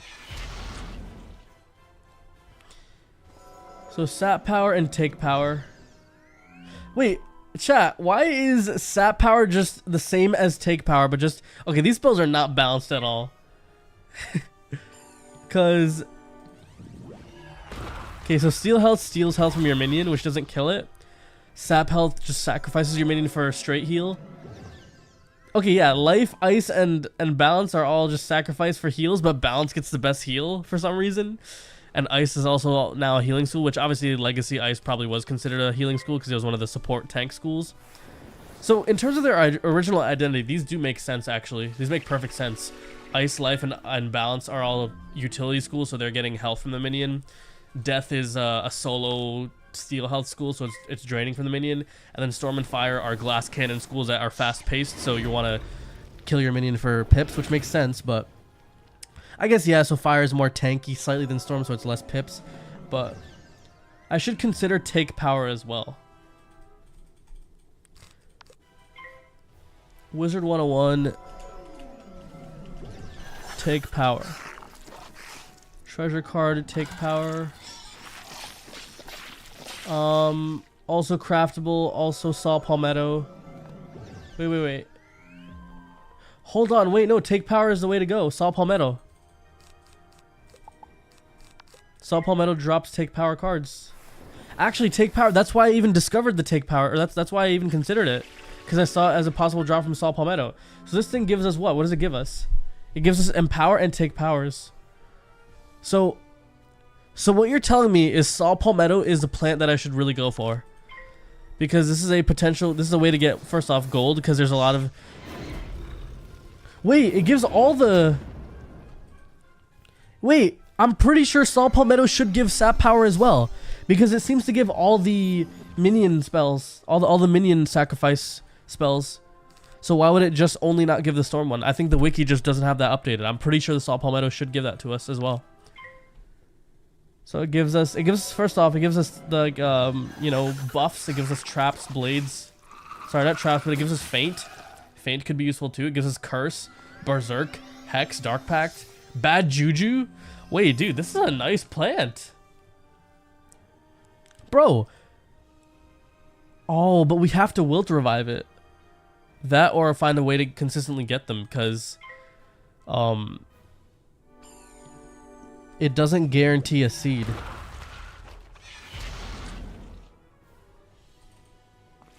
Also, how do you even get the plant? Wait. I just realized I'm looking into this plant and I don't even look for an actual source to get it. You can get it by interacting with stuff. Cliff dive, sarcophagus, and water trough. You can get it from fishing chests. But so we could try to go for this plant, but once I get this plant, I have to really hold on to it. It's not auctionable, and even if it was, I wouldn't rely on that, because again, if this plant is so good, it's going to become a rarity. It's probably going to continue questing on your regular characters during free memberships. So this is something I talked about last stream. I'm considering legitimately to delete all of my characters on my main account. The reason for that is so I can fully focus, so that I have zero distractions, and so that I'm also encouraged to do all of my research testing stuff on stream, because I'll do it only on this account.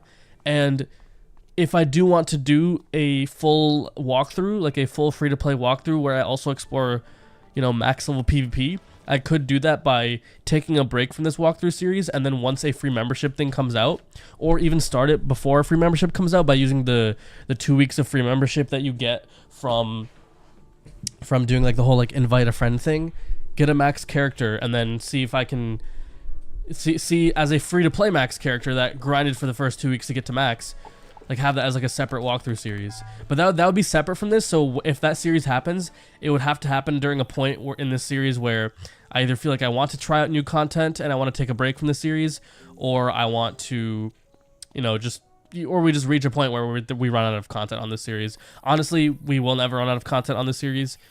It will most likely happen if I decide that, hey, I really want to do PvP content now. That's like max level PvP. So let me see what the free to play aspects of that would be. So gardening will be too inefficient for free to play. For this style of free to play, yes. It will be very like, well, so I don't want to say too inefficient, but we need to find plants that are easy to take care of, and we also can't have a 69 plot because we can't get infinite access to large spells. We could interact with that plant, but I highly doubt we'll get a large enough yield to where we'll be able to adequately take care of a 69 plot of small plants, by the way, because small and medium plants, because we don't even have access to large plants during this series, which is unfortunate. So yeah, we are, unfortunately, maybe the rules are a bit too restrictive, but that's kind of the beauty of it, you know?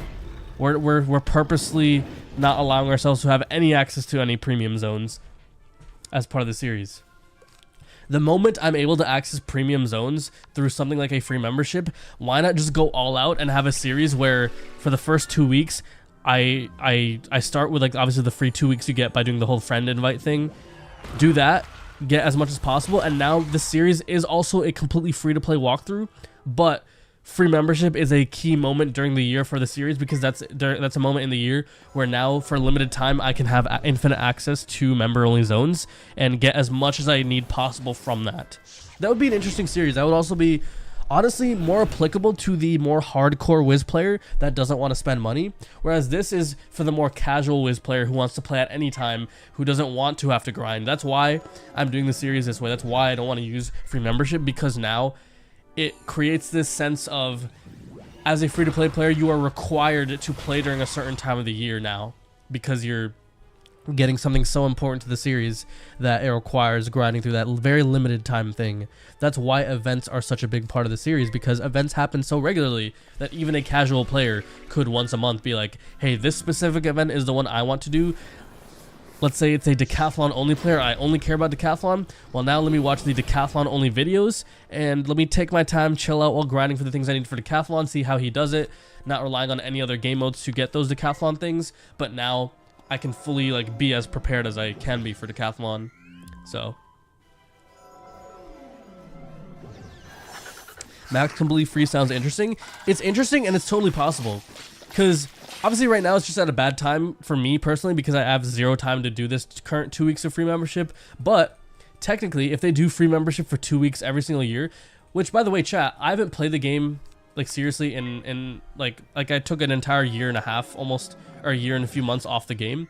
So can anyone tell me, this whole free membership thing that they do now, the 2 week free membership, do they do that every single year, once a year, or is it like twice a year? And like, so for out of the 52 weeks in a year, for 4 of those 52 weeks, or is it only the 2, and like, is it consistent and all that stuff? So that's something I'm interested in.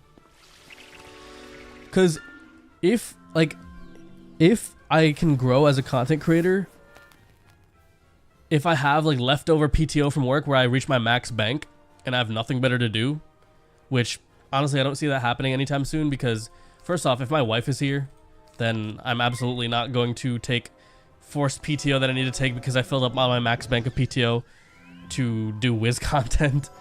This would have to happen in the near future, before she gets here, and take PTO from work to literally just grind Wiz just to. But I would only do that if my content is so, like, my threshold to doing something like that would be, frick, unless I can do it by spending only a certain amount of time a day where I can fit it in with work. Maybe I could skip 2 weekends for that and try to like grind like 16 hours a day on each weekend day and try to do that. That way I'm technically not giving KI a penny, but now I have infinite content because I have PvP. But I don't know. Do they pause membership during this time? I'm not sure. I don't know exactly how that works. That would make sense if they, like, they should do it if they don't already do that, but yeah, I don't know. I don't know if they actually do that. Gardening to get crafting quests, perhaps not practical to get couch potatoes though. Well, yeah, because even the 5 boxes is technically, it's so limited during the year that you can't really rely on that. It would be something that you would, so I disagree, you can do it, but that would, getting couch potatoes themselves would have to be end game type stuff, because you'd have to get to a point where now there's nothing else really to get except, but still you could for that 2 weeks you could prioritize couch potatoes, because I mean, why would you not? Honestly, if you have access to premium only zones, the best thing you can farm for couch potatoes while you have limited membership time is couch potatoes. Think about it. Think about their value in the crown shop. Think about the benefits that you get from them. Infinite gold, infinite mega snacks. Like, that solves most of your grindy problems in Wiz are literally solved by having infinite gold and infinite mega snacks. Like, like really? Like I think that's the best use of time to farm for couch potatoes. Technically, you can do it without doing it actively, but I'm not going to suggest that. I'm not going to openly say I suggest that because I'm not trying to get banned by KingsOwl. But yes, there is a way.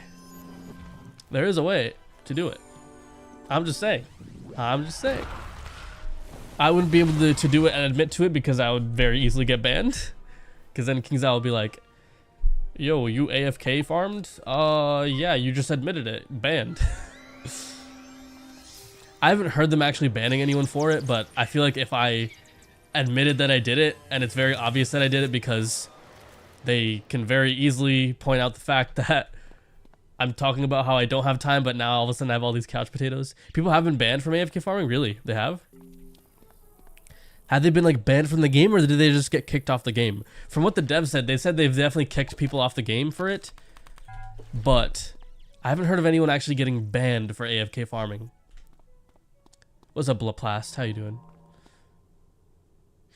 Every fall story, if you wait a while, you can just continue doing regular content for free. Oh, they have free membership during Christmas. Dude, that's perfect for me. I don't celebrate Christmas, so yeah, dude, I'm just... Wait, that's genius! Because it's expensive to travel during Christmas time anyways, so I shouldn't travel anywhere during Christmas. I don't celebrate Christmas, but I'm also guaranteed to get paid time off work for Christmas because everyone else celebrates it. So for me, I can just spend all that time freaking grinding Wiz. Although this specific winter I probably will be gone, so I wouldn't be yeah. I don't know. That's why I'm saying, chat, I should do it at a time where I feel okay taking a weekend off of work, like just not working overtime that weekend and just spending all day, like every ounce of free time that I have available according to my schedule. First off, be able to claw in as much free time as I possibly can for just 2 weeks, just for 2 weeks. Think of it as this way. It's like working overtime for work, you know? Like, if I need to, if there's ever like a pressing need to get a certain amount of money, I'll just go absolutely grind mode for 2 weeks at work, and boom, that's one paycheck. That's one fat paycheck that I get, right? Because paycheck is bi-weekly. So, in the same way, if I really care about getting a ton of content for the channel without breaking some certain principles that I'm holding, then I could 2 weekends where, again, you're not required to show up to work on a weekend. It's just if you want to get paid extra, you can work extra overtime, and it is available because there's always stuff to do at work. I could do that, but instead of working those weekend days, I could work the bare minimum 40 hours for 2 weeks, and then with whatever free time I have, allocate as much free time just for 2 weeks to go absolutely grind mode for Wiz, get a new account, grind as much as possible, have the goal of getting just one character to max, and then once I get that character to max, grind as many couch potatoes as possible. Honestly, don't even get a character to max. Get a character to a point where I can maximize the time spent grinding for couch potatoes. Honestly, wait. For a character like that, I don't even mind using trivia crowns. Because does trivia crowns make KI money? Chat, does anyone know? Does trivia crowns make KI money? Because I could just do trivia and buy the like one zone to farm couch potatoes.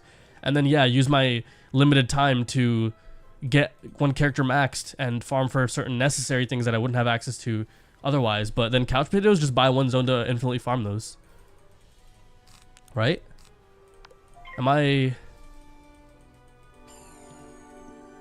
Is the video expanding on that from free to play during free membership perspective?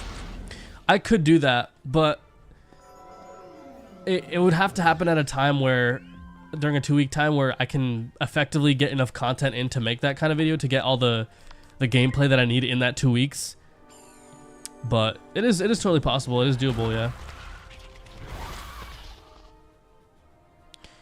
The web traffic in the way well okay, but that's based on web traffic, based on statistics. It's like me directly going on their website doesn't directly benefit them, right?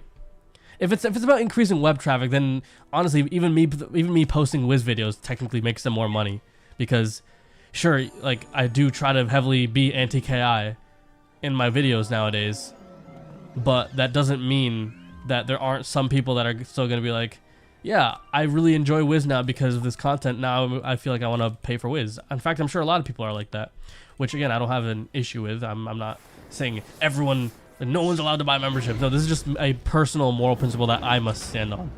I'm not going to pay for King Zhao stuff. Yeah, so watching the ads I think would make the money, because now that now they show the advertiser like, hey, look, this ad is playing this much, and you know, exactly, yeah, just visiting the site, yeah.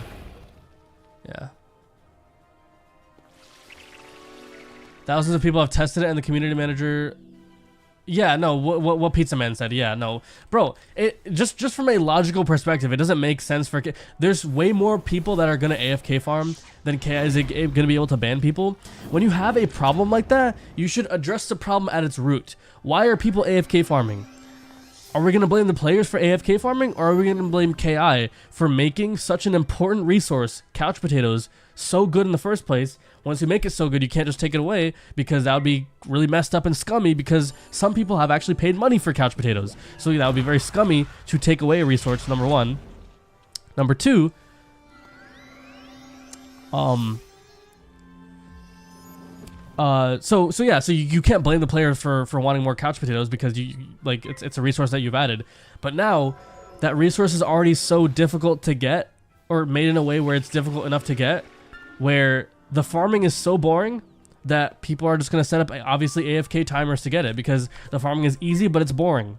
So yes, people are going to AFK farm that, and people are going to do it en masse, because there's many different realms, there's many different mobs that drop it. And if you remove it from those mobs, now you're going to get outrage from the community, because now you're taking away something. So again, you can't make it so that you take away something. The only solution would be to either ban people. You can't ban people. Too many people do it for you to ban people. That wouldn't make any sense. So the only solution is create a better alternative.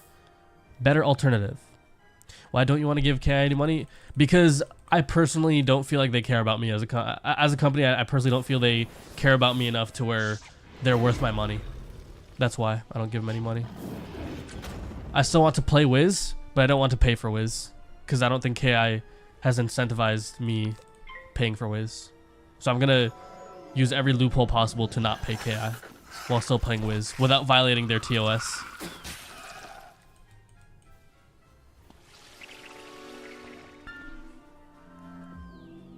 I think they engage in a lot of scummy practices too that I just don't stand for. So if I'm able to make content that I enjoy, that people enjoy, without giving KI money, then I'm gonna do that.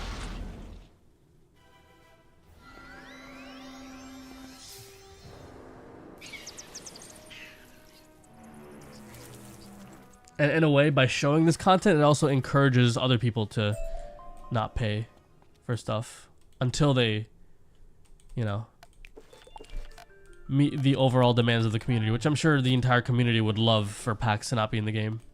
So it's not a super controversial thing either. Wow, I'm actually running. I'm actually getting closer. We're an hour and a half in, and I'm getting there. So if it's an average of 900 XP per hour, it's like 700 more. So about like another 40 minutes, I feel like. And we've also been just yapping a lot this stream. Honestly, I'm actually close to. Before I level up, I'm probably gonna spend my energy fishing. Cat only cares if you do it in a competitive setting. Yeah. So that's a pretty good general principle. Like, if you're not impacting other, if you're not negatively impacting other players, it's not something that. Again, I'm not going to encourage people to do something that goes against potentially TOS. That's not something I'm going to do. But I will say that KingsIsle, as a company, logically only goes after things if it's one, very provable and like for example, if a content creator is openly saying go do this and they're doing it themselves and you're on your account doing it, then they can ban you as a content creator on that account, which is why I won't encourage people to go out and do this. But yeah, they can't technically ban everyone. It's the whole what is it, storming area 52 thing. They can't get all of us, except it's like actually like real. My decision to put videos back up, something that was convincing about this effort to oppose meaningful moves, losing any side of income and protest. So the reason, so that's a very good point, Blast. It's a very good point. So the reason why I brought the videos back is because it got to a point where, right, my end goal is to bring awareness to this and to get people to help them, and also to compel people, to compel KI to get people to help, or to compel KI to host a charity. So I achieved the first goal. I brought awareness. It did all that, and it also achieved another side goal I had, which is get rid of anyone who cares more about being able to view my content without caring about me as a person. So if people don't care about me as a person and some certain principles that I must stand on, then I don't want. I prefer those people unsubscribe anyways, right? That's one thing. Number one. Number two is and by the way, oh no, I'm not trolling. I thought I was trolling. Yeah, number two is. So, yeah, get the community noticed. Community noticed. So now it's you know, supporting KI. Obviously, I'm very anti-KI. The energy and vibes that I give off are very anti-KI, and a lot of the people that watch me understand that. And so yeah, so that's one thing. And at this point, keeping the videos down doesn't hurt KI. Because I'm just one content creator. Even if I was the single biggest content creator, which I wasn't, I was not the single biggest content creator. It's not enough for KI it doesn't move the needle in any way. The only way to be able to do that as content creators would be for every single regular content creator to group together, band together, and stand against KI. And that's something that I have tried behind the scenes. Unfortunately, and there are content creators that are willing to do this. Unfortunately, there's certain content creators which are so against my cause that they literally blocked me on all social media. Before I made those tweets where I called out the content creators chat, I privately messaged individual content creators. I privately messaged them. I made that tweet targeting all those targeting content creators. I didn't mention which content creators. I just said content creators as a group. That way no one would feel individually targeted. And then I individually messaged content creators to please help me. And some of them blocked me on social media. And I won't reveal who they are right now because, you know, I'm still trying to get popularity. But I think it's very, very interesting that. And I think I just messed up. I don't have any more bats, so I kind of just trolled. So this is just a waste of time. I thought I drew all my stuff. Yeah, I agree, Blast. But that's why. Like I'm actively trying to make a difference here. So I'm doing multiple things at once. I'm not just. It's not something that you can just judge based on like this one action. You have to think of like the overall picture. That's why. Whenever someone criticizes things, I ask that they be careful with their criticism, because no one but me knows everything of what I'm doing. And then there's some other people, like some of my good friends, my closest circle, that knows what I'm doing and how I'm going about it, and they're and I'm also getting guidance from them too on how to proceed. And there's a lot of things that I don't talk about right now because I shouldn't talk about them, because then there's for people that are malicious, they can work against it. So I don't want to reveal everything. But yeah, so and yeah, let me make sure. Okay, let me draw both spirit armors, because that's a mistake I made before. So yeah. But yeah, I think it's very interesting that the content creators who straight up blocked me or made videos behind my back, instead of having the balls to be like, hey Ferric, this is wrong, at least call me out publicly. I'm not even saying it's wrong to disagree with me. I'm saying either take the right stand on this or don't say a word about it. You're literally better off just ignoring it and not saying anything, because then I can't exactly call you out for it, because you know, that wouldn't be fair. That wouldn't be fair for me to call out someone who's simply just trying to stay silent about it. But if you take a stand, and you take a bad stand, which no one has done yet, no one has taken a bad stand per se, in my opinion, because, you know, obviously a bad stand in this instance would be saying, no, you're wrong for saying that we should support children. So what people are saying is, no, we just want to stay out of politics. That's the excuse people are saying, which obviously that I don't have a strong enough argument yet to be like, actually, I think it's bad that you're telling people to be silent when they have what is in my opinion a pretty important cause. The cause of being like, hey, we are comfortable enough to live in this society where we're fine, but that doesn't mean we shouldn't care about other people in the world who aren't fine as a result of actions that our government is taking part of. That's my take. But again, I'm not, you know, if someone has that opinion, that's not something I'm gonna really be super against right now, because unfortunately we're in a society where people are very selfish. I don't blame people for being selfish. I blame the powers that have made this mainstream where people only are selfish and care about themselves. That's one thing. But for someone that openly says, no, actually it can be justifiable to kill kids, the moment a content creator says that, I will absolutely call them out. Like, you're getting blasted. I'm going to make sure everyone knows that you literally admitted that it's okay. The moment someone says that publicly, you're getting a whole video made about you, because I think you should be held accountable. Again, we're not going to be harassing them. I would do it in a way where it's within TOS, but I would make a video making sure that people know that you are okay with this idea. No one has done that yet. But I will say, to the people that blocked me, I won't call you out because you didn't explicitly say it, but that's what I see it as.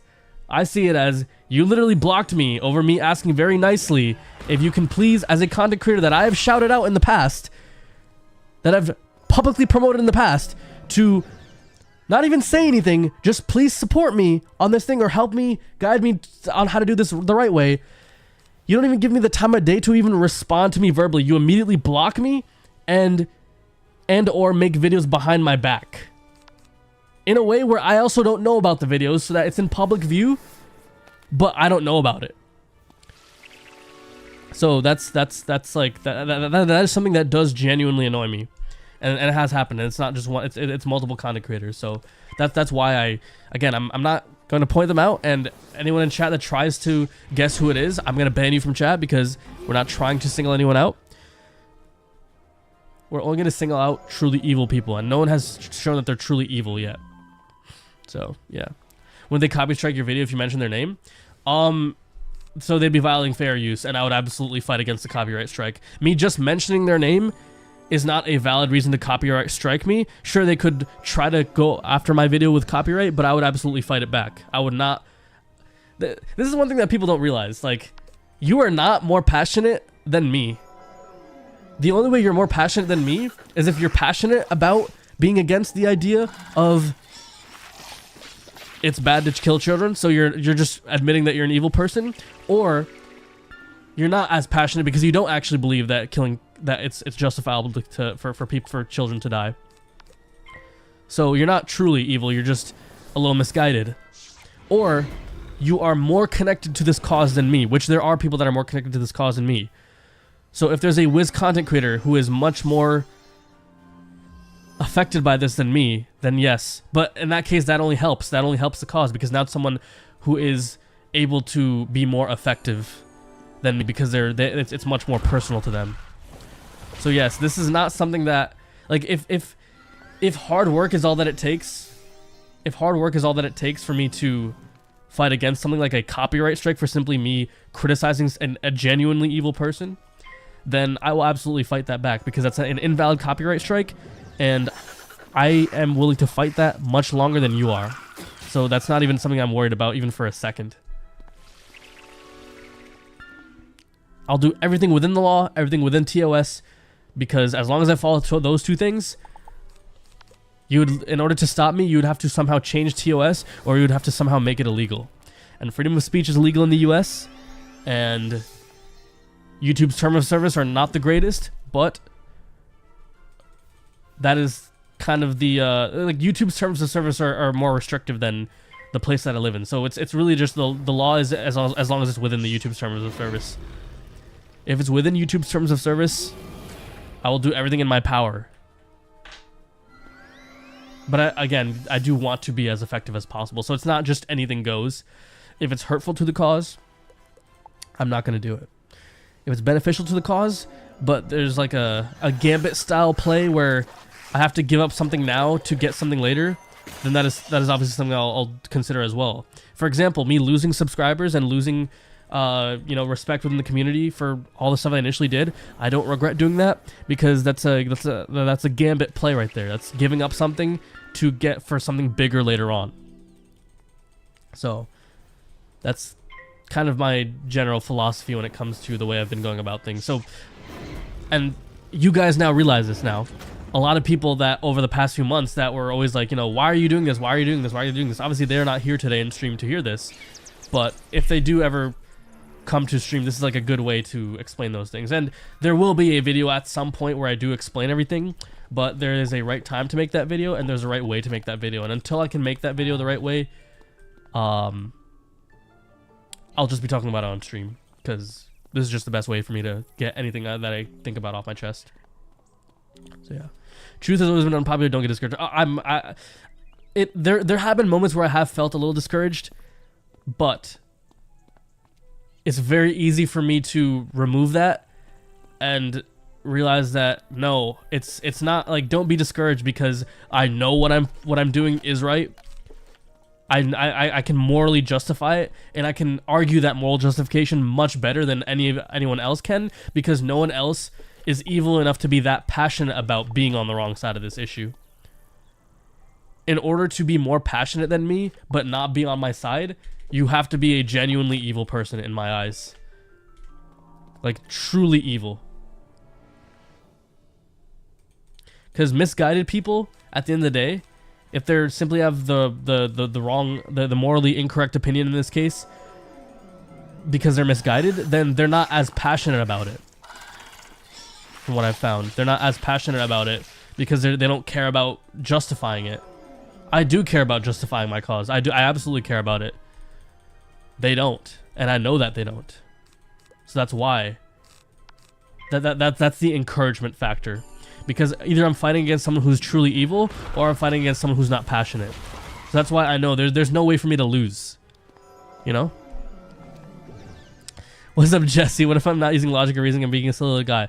Well, I know you're obviously joking, but that's actually a good point to bring up. There are people that would do that. If someone's not using logic or reasoning, one of my first, I have this, litmus test where when I talk to someone who proposes an opposing viewpoint, I first try to test out if they're arguing in good faith. Like, for example, earlier, when someone asked, I'll actually try to scroll up in chat, see if I can find it, because I can actually point out to where I did this during the stream. Where is it? Yeah, someone at the beginning of the stream said, Israel is attacking Hamas. So, someone earlier in the stream said that. So they're bringing up something that I have not even talked about on stream. So before I even really address that, I first asked, what are they trying to say? Because I first try to see, and someone even asked, someone even brought up the Sharia law in chat earlier, because as soon as someone brings those things up, my first thought is red flags immediately start going up. Is this person, this is about to become a discussion which I'm going to end up saying things which aren't going to be perceived as immediately super great by chat. So before I even engage in this, is this person arguing in good faith? So my first test is to first see if this person can potentially argue in good faith, or if they're here just to stir up drama. If they're here to stir up drama, I'll be able to figure it out pretty fast, I think, and I just won't even respond to it. I'm not even like I'm pretty sure I used the words I'm not going to entertain that earlier in the stream. That's what I was doing when I said that. That's what I was doing. I said I'm not going to entertain it because if I'm going to argue something, I'm going to argue on the basis that you're willing to hear me out. And yeah, of course, in that situation, I'm also willing to hear you out. Yes. Because I will always argue in good faith. In fact, I will only argue on the basis of faith. I'm very open about the fact that I'm Muslim. I follow the religion of Islam. I have this moral thing that I can point to that is my entire source of morality. My source of morality comes first from Islam and then from the laws of my land. If the laws of my land don't contradict those Islamic sources, then that is part of my moral principles too, unless that law of the land is so bad that it doesn't necessarily violate any religious principles, but it's too restrictive to where I see it as something that's taking away certain freedoms that we should have. So yeah. Most arguments lead to nowhere because a lot of people are not willing to see the other side and agree to disagree. Exactly, Jesse, exactly. That's why I'm not gonna waste time with people who are closed-minded, because they may be closed-minded now, but they may not always be closed-minded. So it also makes it so I'm not turning them off from having political discussions, because now by pushing them away, they haven't engaged in this conversation where they're now starting to hate something. And they may come back later. And then once they're ready to argue in good faith or even have a discussion. And that's why I don't like the term debate. Debate implies that you're going to argue for the sake of arguing. I like to use the word discussion because you're discussing things. You're giving ideas to that person. You're receiving ideas. You're bouncing ideas off each other. And there's certain things that you may agree to disagree at the end of the day, but you at least learn something.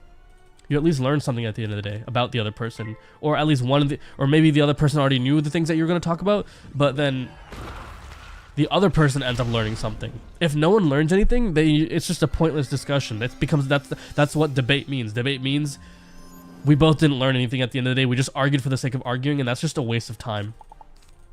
And actually, like as I said, my morals come from my religion, my faith, and one of the moral things in the Quran, it literally says don't engage in idle talk. Idle talk is talking about things for no purpose. Debating, I'm not gonna say it is because I'm not a qualified scholar. I'm not like fully there on my classical Arabic yet, but I believe debating for no purpose other than just debate would be considered under idle talk. So yeah. Do you consider yourself open-minded? Absolutely, yes. Even if you bring up an idea that goes against my moral principles, as long as you're arguing in good faith, I'm willing to talk about that. Yo, Impulse, are you the same person on Twitter? Because I think I know exactly who you are. Yes! Impulse, you're the same person on Twitter that's Free Palestine, right? Impulse Free Palestine? Yeah, dude! Yo, bro, Dude, Impulse, bro, have you seen the, you made the bullying comment. Yes. There you go. Yo, bro, I didn't even ask for him, and bro already verified who he was just by seeing the bullying comment. Bro immediately knew. He immediately knew. Alright, perfect. Exactly, yes. Just remember how the Prophet dealt. That's the point I was trying to make, Impulse. I was trying to say my source of morality comes from religion, and yes, the religion is Quran and Sunnah. And yes, Sunnah is Prophet. So, in fact, it's funny because you'll have certain people in Islam say, you know, Quran only, like no hadith, just Quran only. But those people don't realize that in the Quran it literally says you must follow. Like if the Prophet sallallahu alaihi wasallam said it, then you must then it like that's why he is the messenger. So yeah.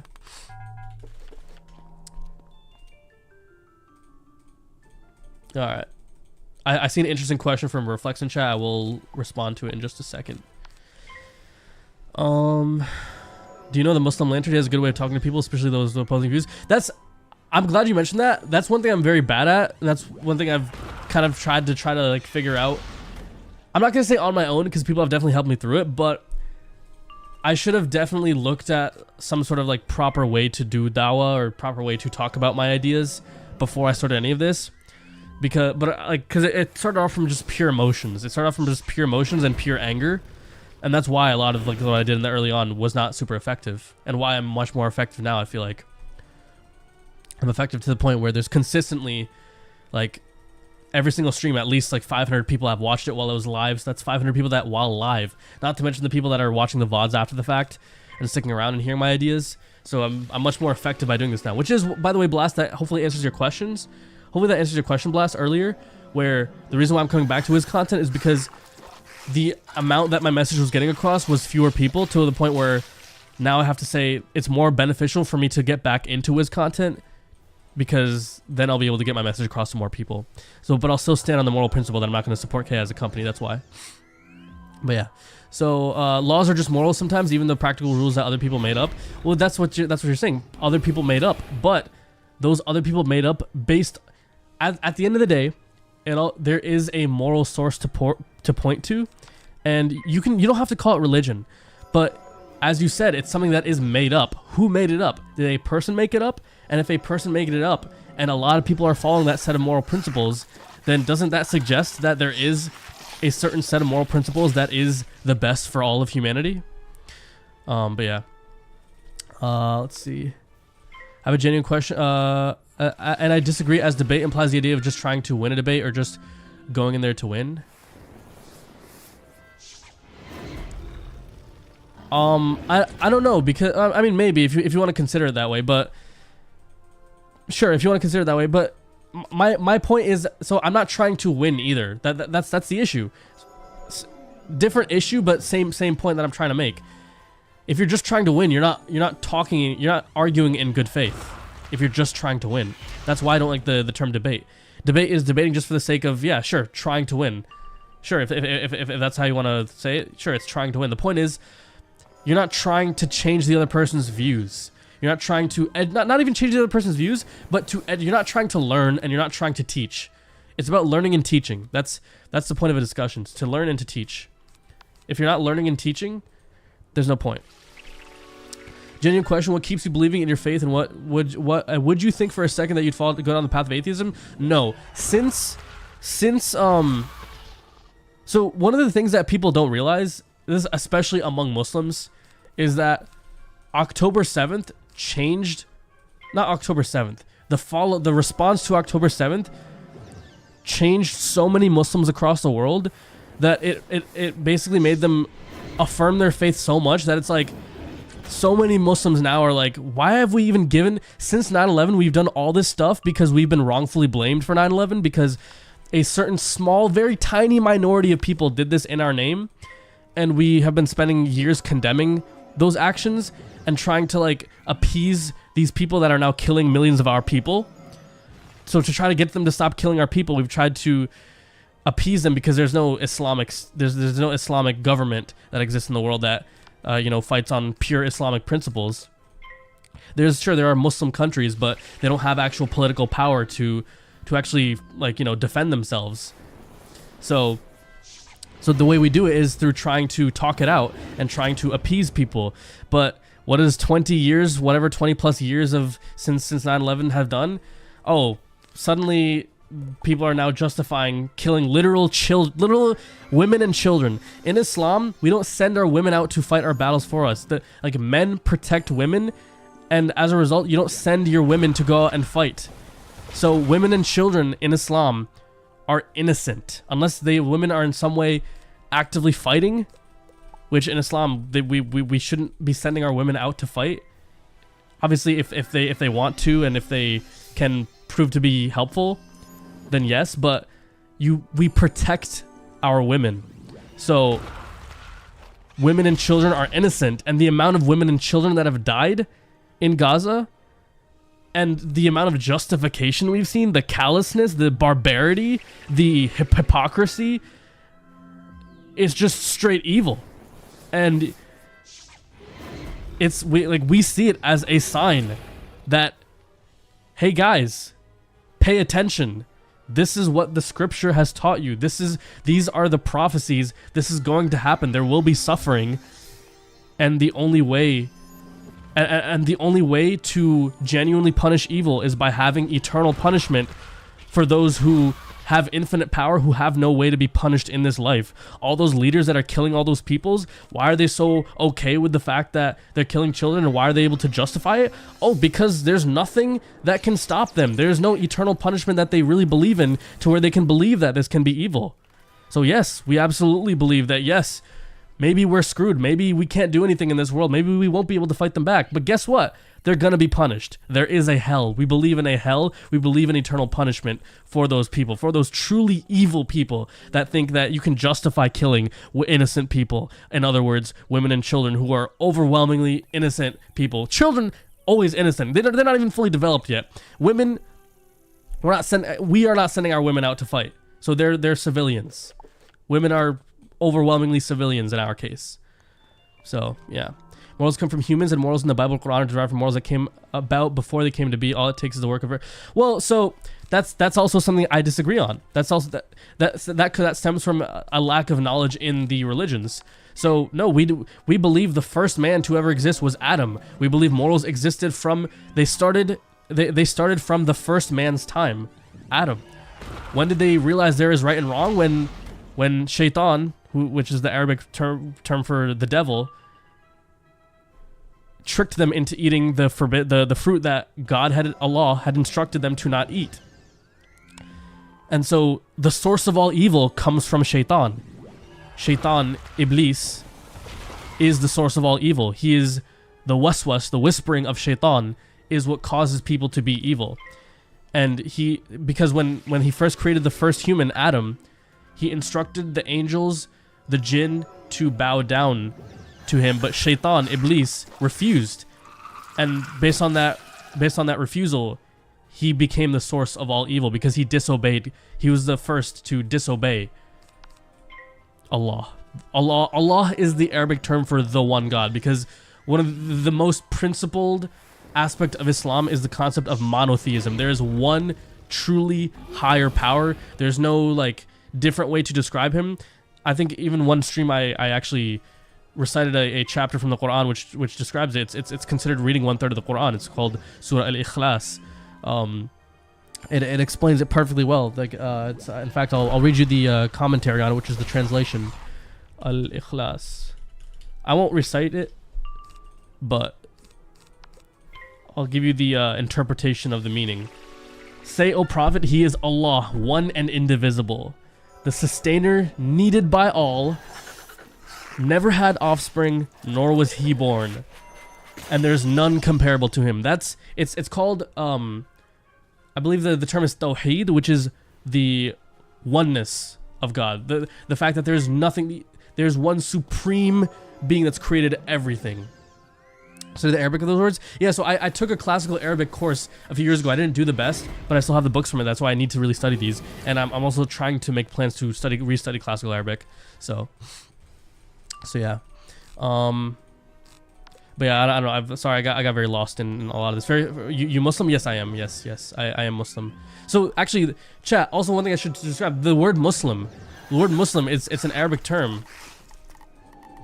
The word Muslim is an Arabic term, and it's from so Arabic, the way it works, and this is also part of there's many reasons why Arabic was chosen as the language of the Quran, but in Arabic, typically the way it works is you have 3 root letters that mean something, and then depending on what kind of stuff you add to it, you can create different meanings, not different meanings, different attributes around that root word. So for example, the word Islam comes from the same root as the word Muslim. Islam means, it comes from Sin, Lam, and Mim, I believe. I think I'm doing it right. Salama. Yeah, Salama. Sin, Lam, Mim. 3 Arabic letters, which mean submission.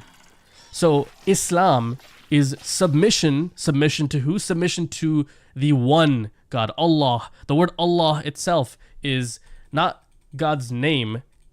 It's a word that cannot be made plural. The point of saying Allah is that it's in any language it can't be made plural. To make it plural, you'd have to use the other word, the other word, which is, you have to do something to the word ilah, which ilah means God. Allah doesn't mean one God, or doesn't mean God. Ilah means God. Rabb means Lord. But Allah is specifically referring to the one God. That is a huge concept in Islam. And that is that like you have to start from there when you talk about Islam. There is a creator, and the creator is one. The creator is needed by everything he has created, and there is none that can be associated with said creator. He can't have offspring. He wasn't born. He has always existed throughout all of our understanding of the concept of time. And I forgot to, so I just have to mass discard here because I forgot to restock my spirit armors. So that's the source. Like, now let me get back to chat because I was talking to chat. 0 plus 0 plus 0 always equals 0. Yeah. Universe cannot come from nothing. Yes, that is. So yeah, so it's kind of cliche, but I'm gonna use the artist painting example. So this destroys the argument, and not many people make this argument. Even atheists don't make this argument because it's just a ludicrous concept to say that it's provably, you can prove that no God exists. You can't prove that he doesn't exist. You can say there isn't proof for God's existence. That's something that you can say and then try to argue that, but you can't, like, how are you going to prove that he doesn't exist? So so to at least take that concept away, and actually even just the atheist argument example, I like the painting argument because you have a painting, it's very well painted, a very complex painting. You would never look at a painting and say, this definitely was made by complete random chance. Definitely. Because just the probability based on our known laws of physics and everything would make that ludicrously, almost unimaginably, essentially impossible. So now, look at how complex that painting is. Now consider how complex just a human being, just one of the many creations that exists, or one of the many living things that, if you don't like the term creation, one of the many living things that exists. A human being so complex just randomly happened from something as uncontrollable as an explosion, the Big Bang, which just happened on its own. It just happened on its own. It just happened. And then everything just very nicely, neatly just ended up happening to fall in place. If we can't make that argument for a painting, how can we make that argument for the Big Bang? Right? So that at least takes away the argument that you can prove that there is no creator. Because can you prove that there was no painter for this painting? Can you prove that? You would have to have seen it with your own eyes to say that there is no painting. But then where did that paint come from? Did someone end up knocking over that paint? Doesn't then that person become the painter? They knocked over the paint, and yeah, sure, it just ended up somehow, by some random chance, somehow this amazing, perfect, awesome painting got painted. But at the end of the day, it still had an artist. Someone accidentally knocked over a can of paint. Someone did something to where this paint ended up on the paper in that specific way. This is, again, very, like, based on science, right? It's based on the laws of physics. The laws of physics allowed for this set of events to happen, which caused this painting to happen, right? So random chance is in a lot of things, and you'd be surprised as who said 10 billion. But see, like, so now you're not making the argument that there's definitely no creator. You're just saying that random chance is not a way to say random chance is not a way to say, not proof of the argument that there is a creator, which is fair. That is a fair thing.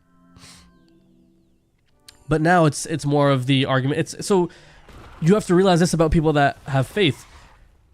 They believe in certain things. They believe in certain things, and it's based on the things that they see. So for Muslims, it's many things. In fact, for Muslims, it's the Quran itself. Honestly, because we believe every messenger of their time, of his time, had a certain miracle to prove that. To prove his faith, and messengers in the past, they're all proofs that were observable. So for those messengers, there were things like, raising the dead, striking the staff, parting the sea, all these things, right? Our miracle of our time is the Quran itself is a miracle. It's constantly considered as one of the best literary Arabic works. And you'd have to argue that an orphaned, illiterate man, and that's not to desecrate the Prophet, that's just to say that he's an orphan and he did not know how to read. He did not know how to read and write.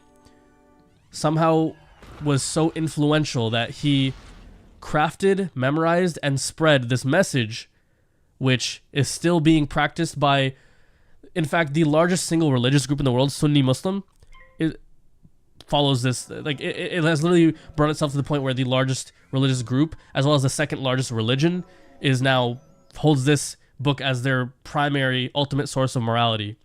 That is the miracle, and also not to mention all the scientific miracles, which there's no shot he could have proven during his time, but now through today's modern science they are proven. And obviously, of course, the credit is being given to, you know, this and this scientist that came 1,000 years after the Quran, but even though it was in the Quran way back when. But, you know, I'm not going to get into that argument. Just on the point that all the things that you see in the rivers, ocean, mountain were created other than a creator. Yes, and sure, yeah, like that doesn't violate the principle that of the, you know, even if the Big Bang happened, yeah, sure, that doesn't violate that, because the point is, even if the Big Bang is the source of, and the laws of physics are something like these laws of physics, they work in this way because there was a creator that made these things work in this certain way. So, yeah.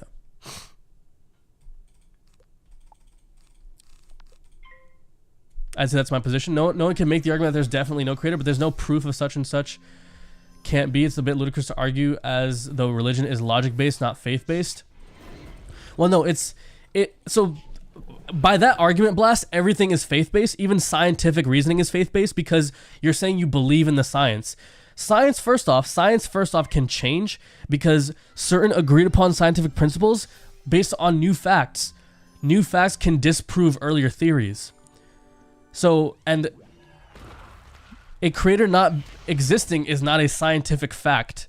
So if a scientific fact is something that's the ultimate source of truth, then there's no single scientific fact that disproves. And I won't speak for all religions. I will speak for Islam. Find me a scientific fact that disproves the Quran, which you can't do unless you've actually studied classical Arabic, because you can't really interpret the Quran based on someone else's interpretation of it, which is like a flawed person's interpretation of it.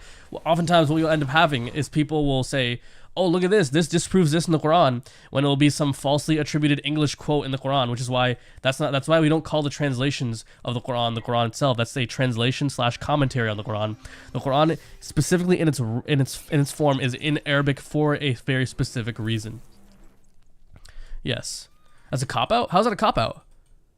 Wait, how's that a cop-out? Is this stalling the match? If it is, I don't mind, because I have plenty of time today to keep on going. Actually, I have a few more comments that I can do, so in a bit I'm going to go fish. You have to know the original Arabic. There's probably good translation out there to read. So, you have to know classical Arabic. Yes. Because you have to know that because the Quran is in classical Arabic.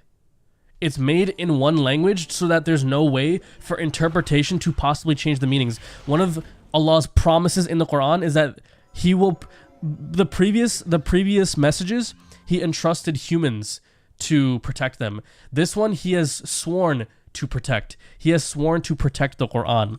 So all of us as Muslims that believe that the Quran is the final word, we believe that we believe in the Quran as the absolute truth, and he has sworn to protect the absolute truth, we also, by logical reasoning, believe that based on the fact that we believe in him and based on his promise where he will protect it, we believe that the Quran is protected. And it's protected because there's hundreds of millions of people that always have it memorized, and it is transmitted through oral transmission, and it is recent enough for that oral transmission to be provably true. And there's also, while it was being orally transmitted, it was also written down. And the Birmingham manuscript is the same. There is a surviving document that is carbon dated to be from that time that is word for word in Arabic accurate. 99% of my opponents are no longer allowed to disagree. That's such a cop-out. Come on. It's not a cop-out. If you understand the reasoning behind it, it's not a cop-out at all. Because, no, it's not a cop-out. Because now all you have to do is you just have to study classical Arabic So yeah, study classical Arabic. And now after studying classical Arabic, if you can now, without twisting the meaning of the Quran itself, make an argument that disproves the Quran, go for it. But you can't, because people have been trying for 1400 years and they haven't been able to do it. They haven't. It's not been done. Either people will cop out and say, no, I don't want to do the due diligence of studying classical Arabic to try to prove it because I'm too lazy to do that. Then that's not that. If anything, that's a cop out from the opposing viewpoint that's trying to make the argument that no, this is not provable.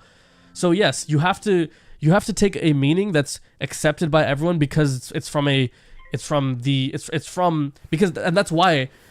it's in Arabic still, because the Arabic that it's in has never changed. So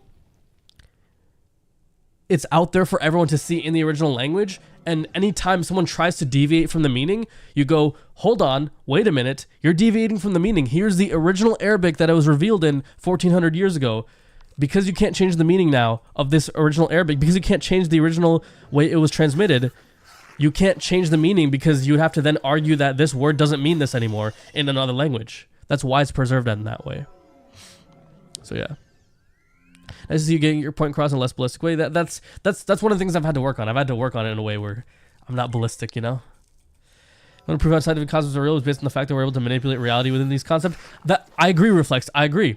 That's why I'm saying, so not scientific concepts, scientific facts. You have to make sure you're using your words correctly. Scientific facts are things that we have tested and proved and can observe. I think the correct term is observe. And yeah, the way you explain it is also good. Manipulate reality. I don't even like the term reality, because it's what we can observe. What we can observe. Because reality, it could be something that's unseen, but we can still measure it. We can still measure it and show, like, hey, based on this mathematical, like we can observe the quantity of it. We can observe different properties of it, all those things. Go ballistic, I need it? No, because then that just turns people off. I'm trying to have an actual, like, civil discussion here. But I know you're joking, but yeah, I don't know.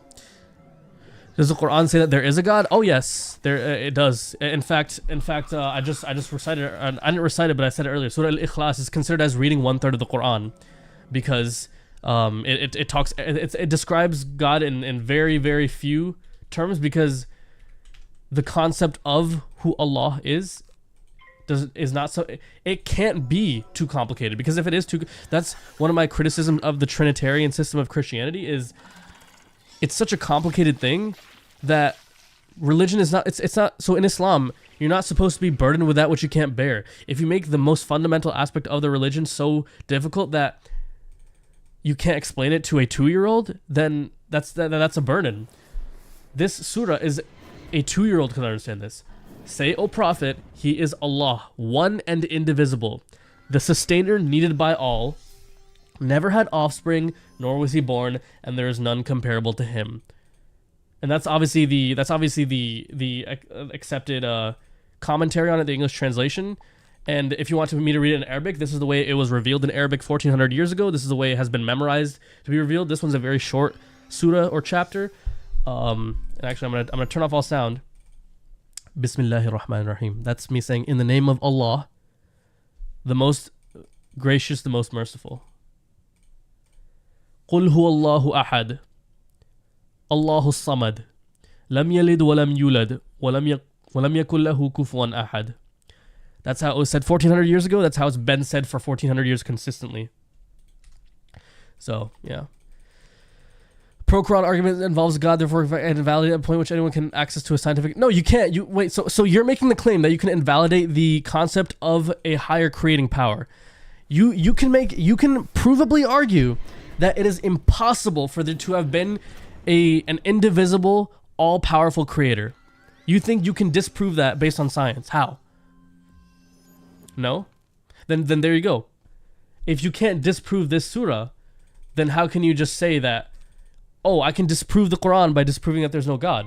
Because can you disprove what I just said here?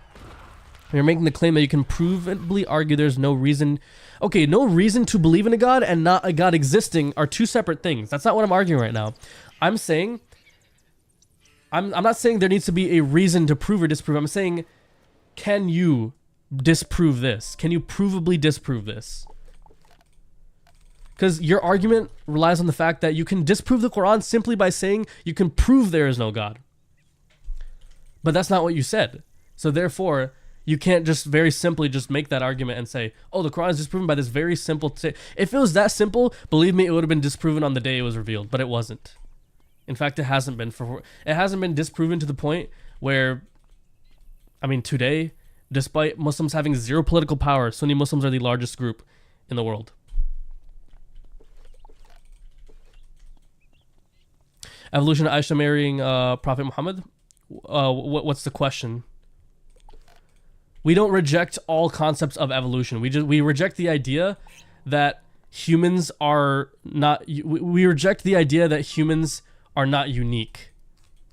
There was a first man who had the ability to think abstract thoughts, and why is there no other animal that lives today that believes in religion, that believes in that ponders these random philosophical questions that because animals, a lot of the stuff they do is based on instinct. They're not thinking these abstract thoughts like, who created me, all this kind of stuff, Waste your energy? Oh yeah. Wait, is it? How close am I? Wait. I'm not too far into this combat, so I'm actually gonna check. Yeah. So that's another thing that, like, Islam is not anti-science.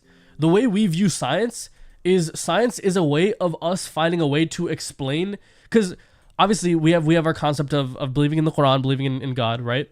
But science is a way of us using the tools we have, using our brains to find ways to observe some of these things in a way that can be shown observably to everyone, in a way that where we can prove to people in a way that they can themselves observe things.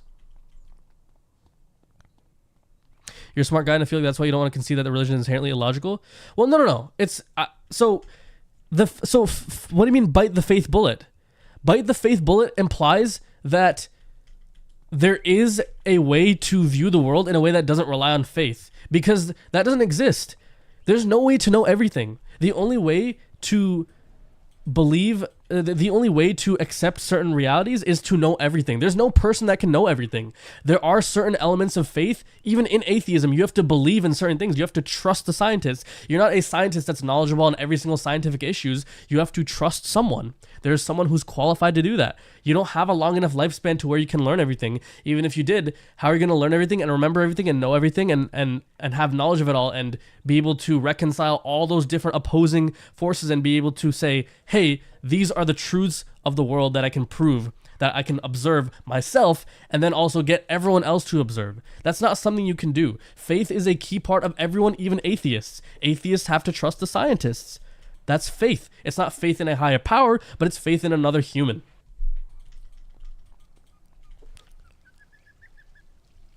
God is beyond the idea of human comprehension. So I will agree to that to an extent. To the extent that we need to know of God, we can we can explain God to the extent that we need to be able to explain God. This surah, in my opinion, explains enough, and there are in the Quran there are other ways to explain it too, I'm sure, but that's why God as a concept is meant to be very simple and easy to understand, so that you're not pondering over the useless aspects of, hey, we need to know, the only way we believe in God is if we know everything about God. Because if you say that, then you're implying that there is no all-powerful figure, and there is no all-powerful figure, because that all-powerful figure cannot stop you from knowing more about him. Is faith in something that cannot be proven versus faith in something that has been proven because you assume someone is honest and correct? Oh, okay, wait. Honestly, wait, I love that you said that, Blast. I love you said that. Honest and correct. I love that you said that. The Prophet Muhammad sallallahu alaihi wasallam, literally before he received his first revelation at the age of 40. For the first 39 years of his life, before he began preaching religion, for those first 39 years, he was such an honest person that he was given the nickname of Al-Amin, which means the honest, the truthful. He was the most honest, most trustworthy man in his entire society. When he was preaching, They were literally offering him absurd amounts of wealth to stop preaching because they saw his preaching as so destructive to their ideology that they were like, please, we will give you everything we have for you to stop preaching. People trusted him with all of their riches, all of their gold, all of their valuables, and he was an honest person in his business dealings, in how he treated people, in his first marriage, and everything. He was the most honest person of his time, and the people of his time can corroborate that. At this point now you would have to start disproving historical, like potentially historical facts. I'm sure there is a history book that describes these things as well. So now you'd have to actually go against the history book. So obviously for us Muslims, we don't need to rely on that history book to believe in that principle. We believe in we don't believe in the Quran based on just like certain principles. We believe like the whole concept, like the book is constantly asking and not even book, I shouldn't even say book. The message is constantly asking whoever is listening to it or reading it it's constantly challenging them to try to disprove the Quran. It's challenging them to do it, and all the signs within the Quran and the things that we observe, all those things together is where that belief comes from. You want to dip out, but promise is really argument without relying on faith? Well, no, because you still haven't proven. I mean, you still haven't proven. So you said has been proven because you assume. You literally just said proven, and you used the word assume in the same sentence. So how can you say that atheism comes without faith when you literally have used the word assume in the same paragraph where you said that something is proven? You have proven something based on an assumption. How is that objective proof now? You're now assuming something, you're now believing in something, you now have faith of something. What's the point of this conversation? Well, my point of this conversation is to spread my beliefs. I hope people's point of this conversation is to spread their beliefs and for people to learn. My point is to learn from people and to teach people. I don't know if everyone in chat has that perspective, but that's my perspective. Science can be wrong, but provable. Well, so define provable. What constitutes provable? What do you need for something to be provable? I know you don't like that. Well, I don't like it, but I know you're coming from I hope you're coming from a good faith perspective where if there is a compelling argument, you will then do your own, you will research things on your own from good quality, proper sources. Certain axioms that lead to a certain belief system, because axioms themselves can't always be proven. There you go. Axioms. Boom. You said it right there. I was looking for that word itself because that's something that that's the word I was looking for. I was using the word facts, but axioms is a great term. Yes, axioms. So you are now basing it off of those axioms. Give me a specific axiom, for example. Give me a specific axiom that a lot of you don't even have to say a lot of things are derived off of. Just anything is derived off of that. That axiom is used to derive anything. Actually, let's look it up. Axiom definition. A statement or proposition which is regarded as being established, accepted, or self-evidently true. Regarded. Boom. Regarded. Regarded by who? By humans. So now you're saying that humans have accepted that. Based on what? Based on observing it? Okay. Religious people also believe in things based on things they observe too. So now you're believing in something based on an observation. So, you can't have an opinion. The only thing I don't like about the debate is you can't have an opinion. Okay, sorry. I apologize. So, okay, let me rephrase what I said earlier. When I said you can't have a debate, that's not what I meant.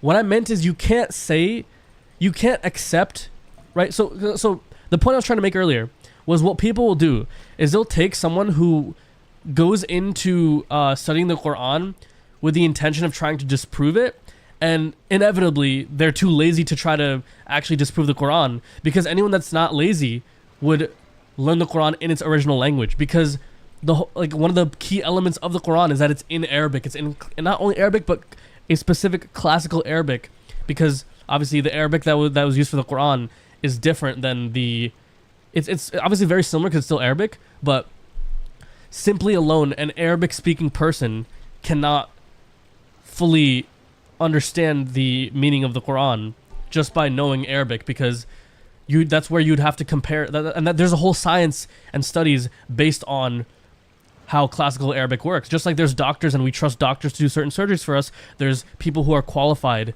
and people who have studied classical Arabic, and they use other classical Arabic texts, and a lot of modern Arabic is influenced by the Quran. It is the most influential Arabic work. Requiring to learn an entire language? You're not required to learn an entire language to have an argument. That's not what the point I'm making. I'm saying that if you're trying to say the Quran definitively proves something, you cannot make that argument without at the very least doing the due diligence of understanding the Quran, which you can't do fully. You can't fully objectively say, unless you're now basing it off of someone's opinion, of someone's commentary on the Quran, that this is what the Quran is saying without understanding classical Arabic. Either you need to know classical Arabic, or you need to have a trustworthy translation which is based on someone who themselves is qualified to be able to translate that work in the language. That's the point that I'm trying to make. In the same way that you don't just trust anyone to do brain surgery on you, you train someone who has studied, spent years practicing their brain surgery, spent years building their craft, doing all these things, doing their due diligence before they put you on an operating table, have an anesthesiologist who, by the way, has a separate profession. There are separate doctors that are involved in your brain surgery. There's anesthesiologists, which have they've dedicated their lives to their own study of medicine, all these things. You don't just pick a random person off the street and say, yeah, dude, you totally have the right to perform the surgery on me. In the same way, you don't just pick a random person off the street and say, yeah, you totally can objectively speak for 1.8 billion Muslims who believe in this book as the truth, to say that, hey, this is what the Quran means, and you guys are all wrong for disagreeing with me because I said so. That's why it's in Arabic. It's not to make things difficult. If things are made difficult, it's because that Arabic is not a language that's been accepted to be spoken by people. So it's not the Quran's fault that people didn't end up speaking Arabic to understand it better. It has to follow that rule, because if you have it in multiple languages, it becomes much harder to preserve the message for humans. Not like that. So that's just the way that Allah has chosen to preserve it. One of the ways He has chosen to preserve the message, by keeping it in that specific classical Arabic. I think there was one time where there was like this whole like book that was written on like explaining literally there's a whole book written on explaining why the Quran needs to be in Arabic, and I'll try to find that book and I'll try to read it, and obviously make sure the person who wrote the book is is someone who is like an academic who's qualified, who studied this properly. But it explains why. It will do a much better job than me of explaining why, because for me, the only knowledge that I have is what my parents taught me, as well as the 1 year that I spent at Qalam Institute in Texas to learn classical Arabic, and the years of Sunday school classes that I had, and me generally speaking on things. Exactly. What Ataraxis also said. Yes, if you can disprove, no, it's just a weird argument. It's like if you were able to disprove a God existing, then it's just such an it's impossible for me to even comprehend how you would go about doing that.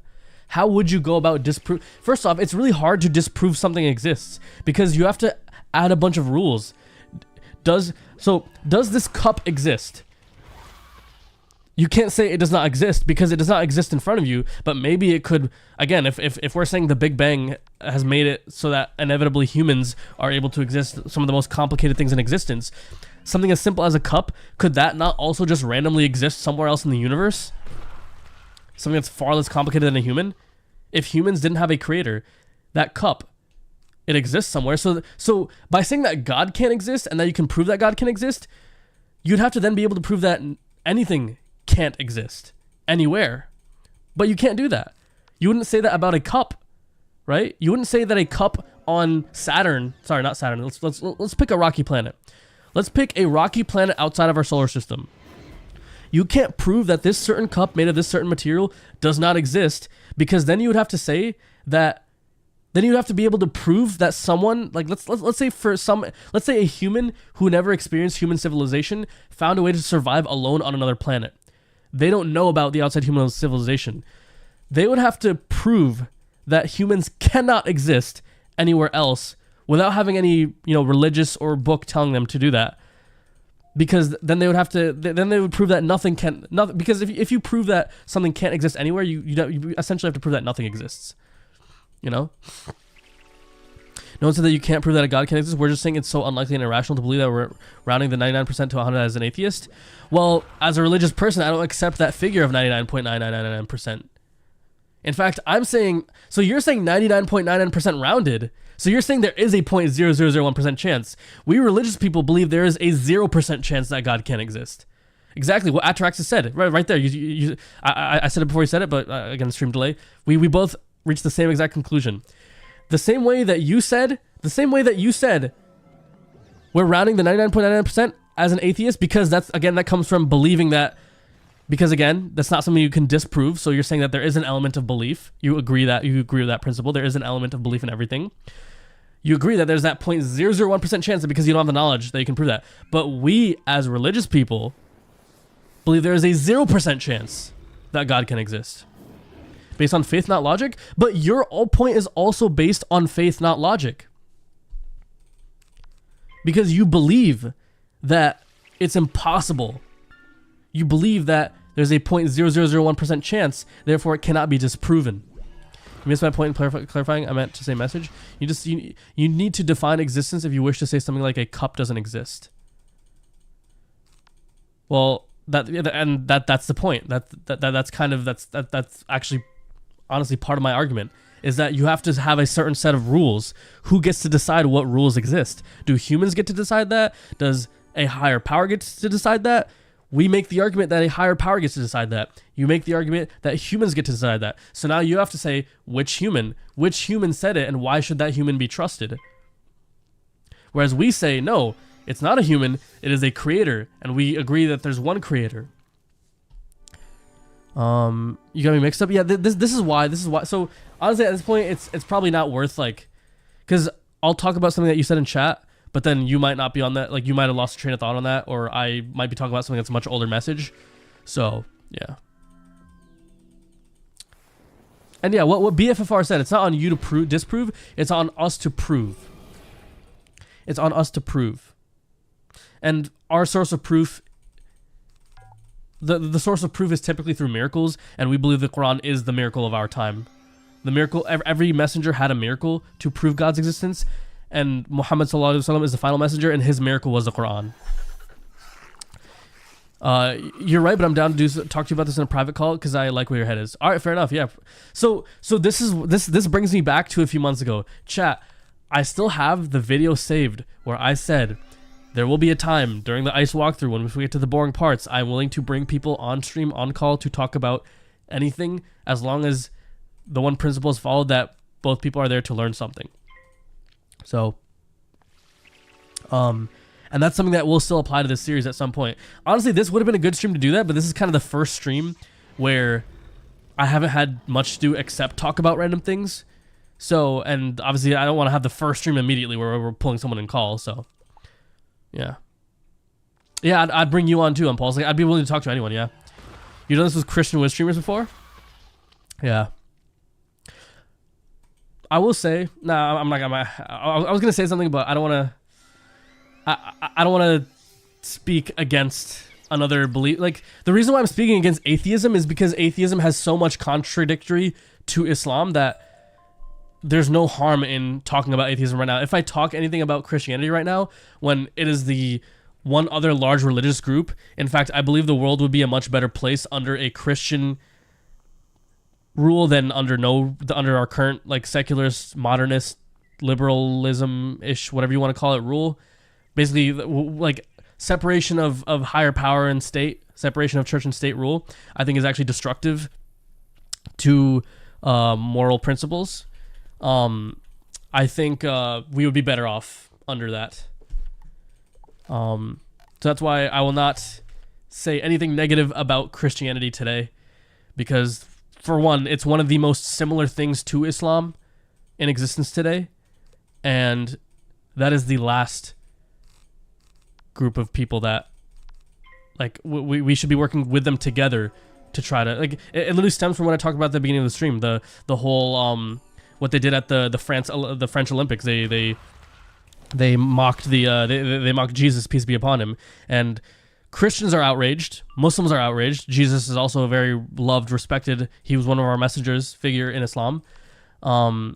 We differ with Christians in how we view Jesus, peace be upon him. He was one of our messenger. He's the last messenger before Muhammad, peace be upon him.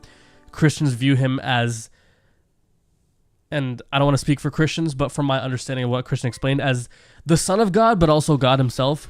I'll leave it at that. That's what I've been told by Christians, or at least that's how they've explained it to me. And when I asked them, they said, yes, that's correct. But again, that's my understanding of what a Christian told me. So, but the point is, half of the human population respects this guy, respects Jesus, peace be upon him. And here we have the Olympics alienating half of the human population by mocking one of the most respected figures in human history for us, or just in history. Because again, if I say human history, I exclude Christians. In history, one of the most loved, respected figures in human history is being desecrated, dishonored, mocked, and half of humanity is being alienated as a result. So that is why. But then I also talked about how there's actually I don't know if I mentioned the fact that like what a lot of Christians are doing right now, instead of like defending their faith and saying like, you know, stop mocking Jesus, peace be upon him, which is what we Muslims are doing. They're saying, imagine doing this to Islam. Imagine doing this to where I say this. Hold on, let me show you something. I love this. I love this screenshot. And again, this is not me attacking Christianity or anything. I will say those Christians whenever Christianity is attacked, whose first move is to then say, but what about Islam? This right here. Listen, my fellow Christians. I won't say my fellow Christians because I'm not Christian, but my Christian, I hope, allies. How about defend your faith instead of attacking another? In fact, Muslims will defend Christianity more than Christians will defend Christianity.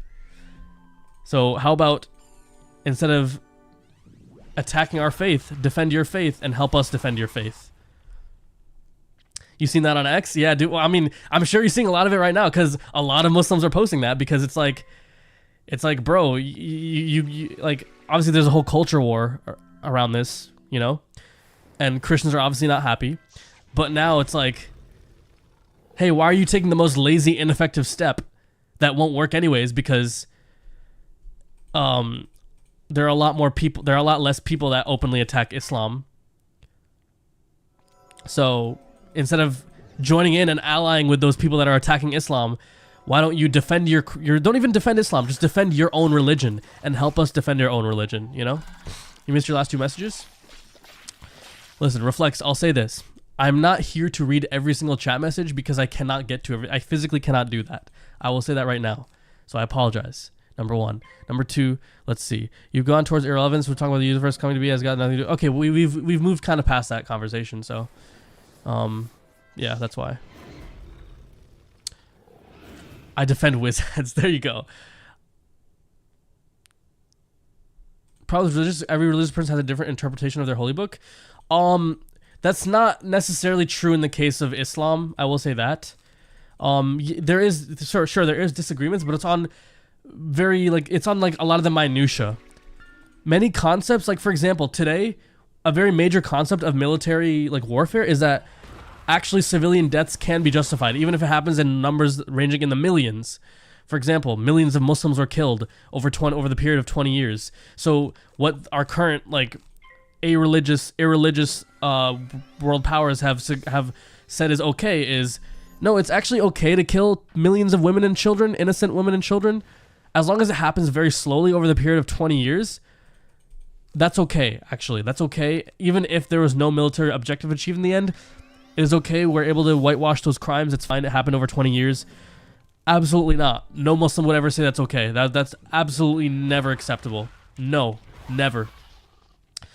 So, what was that? Yeah. So on that principle, Muslims will unanimously say that, like, that you will never find a single Muslim that says, because they would literally be going against their own religion, because the Prophet sallallahu alaihi wasallam forbade the killing of women and children unless, like, it could happen as a pure accident. But, and this is where I myself need to read the book of warfare, which has all these sayings, which has all, like, the rules of war. I need to read on all these. But yes, killing women and children is bad, and if the conflict that you're about to go into is guaranteed to kill women and children, it's an illegal thing. You cannot do it. You are not allowed. It is not justifiable. If it is guaranteed to kill scores of women and children, illegal, not allowed, can't take part in it. Doesn't matter what the military objective is, because that military objective cannot come in the place of protecting innocent lives.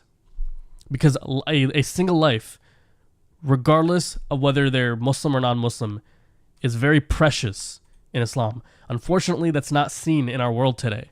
In our world today, certain people, whether it's due to ideological differences or due to racial, ethnic differences, there is this very well-accepted concept that, no, actually, some humans are more human than others. That is completely against Islam. Even the most evil person is just as human as the most benevolent person.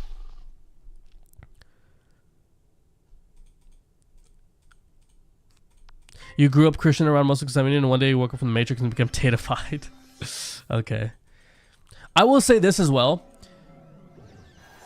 You've grown up in a time where Islam is kind of in... not Islam, but Muslims are kind of in shambles. There is no Muslim figure. The last Muslim, like, group was the Ottoman Caliphate, the Ottoman Empire.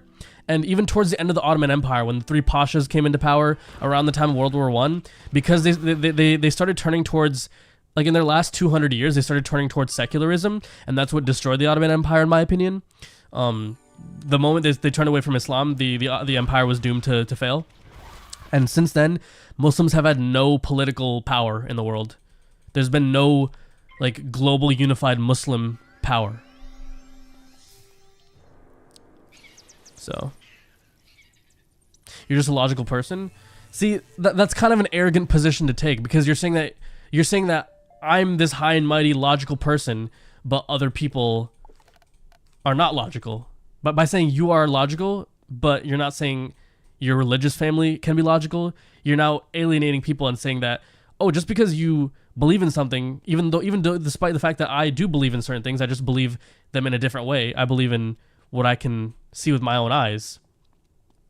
Even though technically there are things with my own eyes that I see that I still believe in, that I'm the logical one, you know? But yeah. Anyways, yes. Let's get back to the game. So obviously that whole discussion was because I had a lot of, like, grinding time.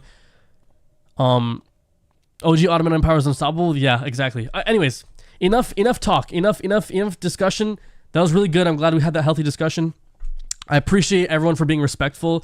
I appreciate that we were able to talk about this so openly. I think this needs to be talked about a lot more, because only by talking to each other in this platform where we're able to freely express ideas without feeling offended, without offending each other, I think that's only beneficial to everyone that's here. And that was really fun, and I think people need to stop being so afraid of voicing their opinions. People are so afraid of cancel culture because you created yourself to be a cancelable... Hey, yo, shout out to Austin Starbreaker. Bro waited his whole life for this. Yo, thank you. Shout out Austin Starbreaker for giving me the warmest of welcomes. The most... I mean, you didn't have to bow to me. The only one you should bow to is... don't bow to humans. But anyways, welcome. Thank you. More dilemma of pineapples on a pizza. Yeah, sure. But no, so, yeah, something we worked with that could have made it logical, unavoided, something which Blast was hinting at. Again, we're done talking about that stuff now. We're done talking about it. Now we're focusing on the game. Oh, that's a nice badge. Actually, what badge did I get? Oh, catch 25 unique fish. Nice. Hook, line, and sinker. Nice. Okay. We are done talking about politics and religion for now. We are focusing on the game. Refocusing, chat. Refocusing. Honestly, what I should do is for the people that are watching it on the VODs, I should put in the chapters grinding / religious / political talk. And then that way people that don't want to see the grind, that way people that are so turned off by politics that they don't want, and also turned off by grind, that they don't want to engage in that, they can skip right past that, and that way I can, you know, I don't want to, I know I made the point that, you know, people should care about politics and religion. People should care about politics, because politics is literally just, it affects everyone, whether you like it or not. But I still don't want to alienate that viewer base, because that viewer base could change their opinions by accidentally hearing some things. And that's only a good thing, you know, if their life is improved, if they feel their life is improved because now they hear something which they first turned themselves off of, that can only be a good thing. That's why I want to talk about this conversation. But anyways, refocusing to the game. Storm Lures for Arrow Village? Yes, because one of the most common... Oh! Challenge is 3 shovels. I don't know what that means. That's kind of arbitrary. Requires large... Never mind. Requires large plot. I won't trash it, but I don't think there's ever a way, unless they add large plots in the future. I'm just gonna have to find a way to make a seed vault to store that away. So, morality of Merle Ambrose make the wizard his slave. Yeah, dude. I mean, you're already getting political, because now you're already getting political by even doing that. Yeah, key limes. Yeah, because key limes is a good way to get. Honestly, if we're looking for just gold. So we need to see what's the best. That's something I need to do. We need to research. And this is why I want to change the series in a way where we do the research on stream. I want to look at the best plant that we could get en masse in a reasonable amount of time that gives us the most amount of gold possible. Because the next season is called Gold and Gardening. It's going to first start off with us comparing the current gold sources we have access to. Then we're going to...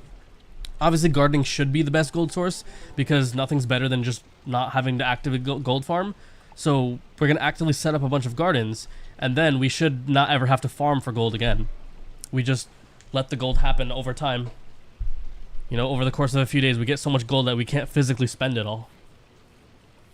So, the objectification of Belladonna Chris, even that's political. Even that's political / religious. It's moral because I like it. Okay.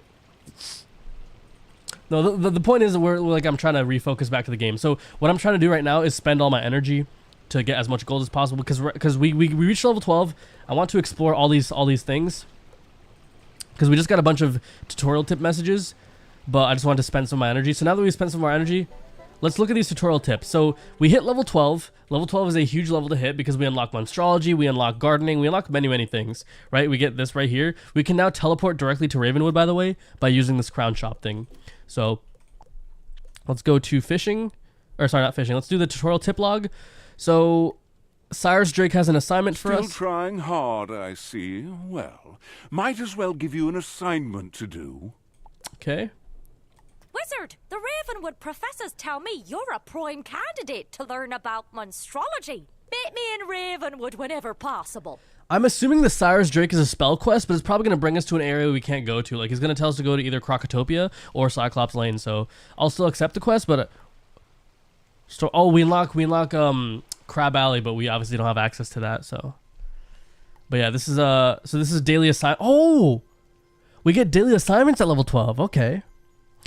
Again, daily assignments, we probably won't be able to do many of them, because... Actually, we'll be able to do many of them, but there's the ones that involve going into Crab Alley, the ones that involve going into Triton Avenue, into Cyclops Lane, into Firecat Alley, into Sunken City, anything like that would not be possible. So yeah. Come see me at the Storm Mill on Triton Avenue. Bobber is almost down. No, you hit the space bar when you hear the sound. Like, there's a certain sound that plays. Maybe I need to update the fishing guide, because in the fishing guide I thought I explained it, but when you hear a certain sound, that's when you can hit the space bar. You have a little bit of a grace period, but you want to hit it when that sound happens, because that means that the lure went under the water. Hello, young wizard. You should come see me in Ravenwood. I think you're going to want to hear what I have to say. Young wizard, I have exciting news for you about gardening. Could you visit me in my classroom? More at advanced Ravenwood? fishing mechanics that NPC don't explain. Can you make a video on that? I could actually, yeah. Although, what would the advanced mechanics be? I guess the advanced mechanics are the fact that, I don't know, what would they be? I guess it's the whole concept of how fish regenerate, how, you know, the difference between sentinels and non-sentinels, how like the exact, like, how they work, like when you have to press the space bar, like things like that. But not all those would be necessary. I don't know. We'll see. Looks like you picked up a wee bit more than you can carry. Wait, really? Extra loot you find or buy is automatically put in your bank. Visit your dorm room back in Ravenwood if you want to move stuff between your bank and backpack. If you'd like more space in your backpack, you can always purchase a handy Wait, this is good. backpack elixir from the Crown Shop. We actually skipped this last stream by accident, so that's very good. Wait, is that it? Was that all of our tutorial tips? I guess that's it. Yeah, we accidentally skipped that last time. Bro's talking to himself. Yeah. Yeah, I don't know. There's a lot of videos that I would need to make. It's just some of them I may not be able to make anymore because they require membership, so I'd have to see. But for now, my full focus is on obviously finishing today's, like, achieving our goals today, and then next stream won't be until I've made that episode 1 video at the very least. Plus also potentially the XP grind guide. Just I know I said I want to explore things on stream, but because we already did the XP grinding stuff, and I have this idea, I should definitely explore it off stream. So okay, so that was last stream where we we just ended up buying stuff out, but obviously we're not doing that anymore. So yeah, let me equip my pet because we can equip it now. We don't have to worry about combat. So we're level 12, so we obviously unlock gardening, and gardening is going to be I'm not going to accept the quest right now, but gardening is the next thing that's going to be a part of next the first episode 1. I won't say first episode because this is technically the first episode, but it's also the pilot episode. If you dug up a bit more on things like Ziad Faza, no, I did not. Reflex, I think I mentioned it earlier, but I don't have a lot of time. Well, so I've mentioned that obviously a lot, but I've like earlier when I mentioned the fact that I don't want to, like, I'm doing everything for a specific purpose. Like with the whole like debating stuff. The reason why I don't like to debate is because I think it's a waste of time. Unless both people are arguing are talking about things to learn things and to teach things, there's no point in debating. So the real purpose behind that is because it ends up being a waste of time. And I feel like learning about things like that are not really worth my time right now. It's kind of an unnecessary thing. Like, it's more useful to spend that time actually learning a language than it is to find out who is the celebrity polyglot and how accurate they are in these certain trivial things that don't matter to me much right now, that are not as important as things that are far more important that I should, because I don't have time to kill. I just simply don't have time to kill nowadays. So if I do things, it's either because I'm taking a break to take my mind off of the important things, or I'm doing those important things themselves. So, yeah. New pet making guide? Yeah, so actually, there is going to be a pet making guide that is made once we get to the pet parts of the series. The reason for that is because my old pet guide, I don't even want to bring that video back, because maybe I'll bring it back just for the sake of having, because it's a highly viewed video, and I do like the fact that it's out there, but I would definitely have to put in the title, like, do not follow this guide. I just have this video up because I like how hard I worked on the video, and it's nostalgic for people, even though it's full of bad information. So, but I won't do that before I make an actual good pet copying guide, a good pet guide / guides. I would like to do one all-encompassing guide that's useful for the majority of people, that's concise. But if there needs to be multiple guides, there will be multiple guides. But I want to make sure the information this time is verifiable and accurate. When I first made that pet copying guide, I made it through the information that I had on my own, and I made a lot of assumptions, and many of those assumptions were wrong. And some of them were so wrong that they ended up doing more damage than harm. They ended up doing more harm than good.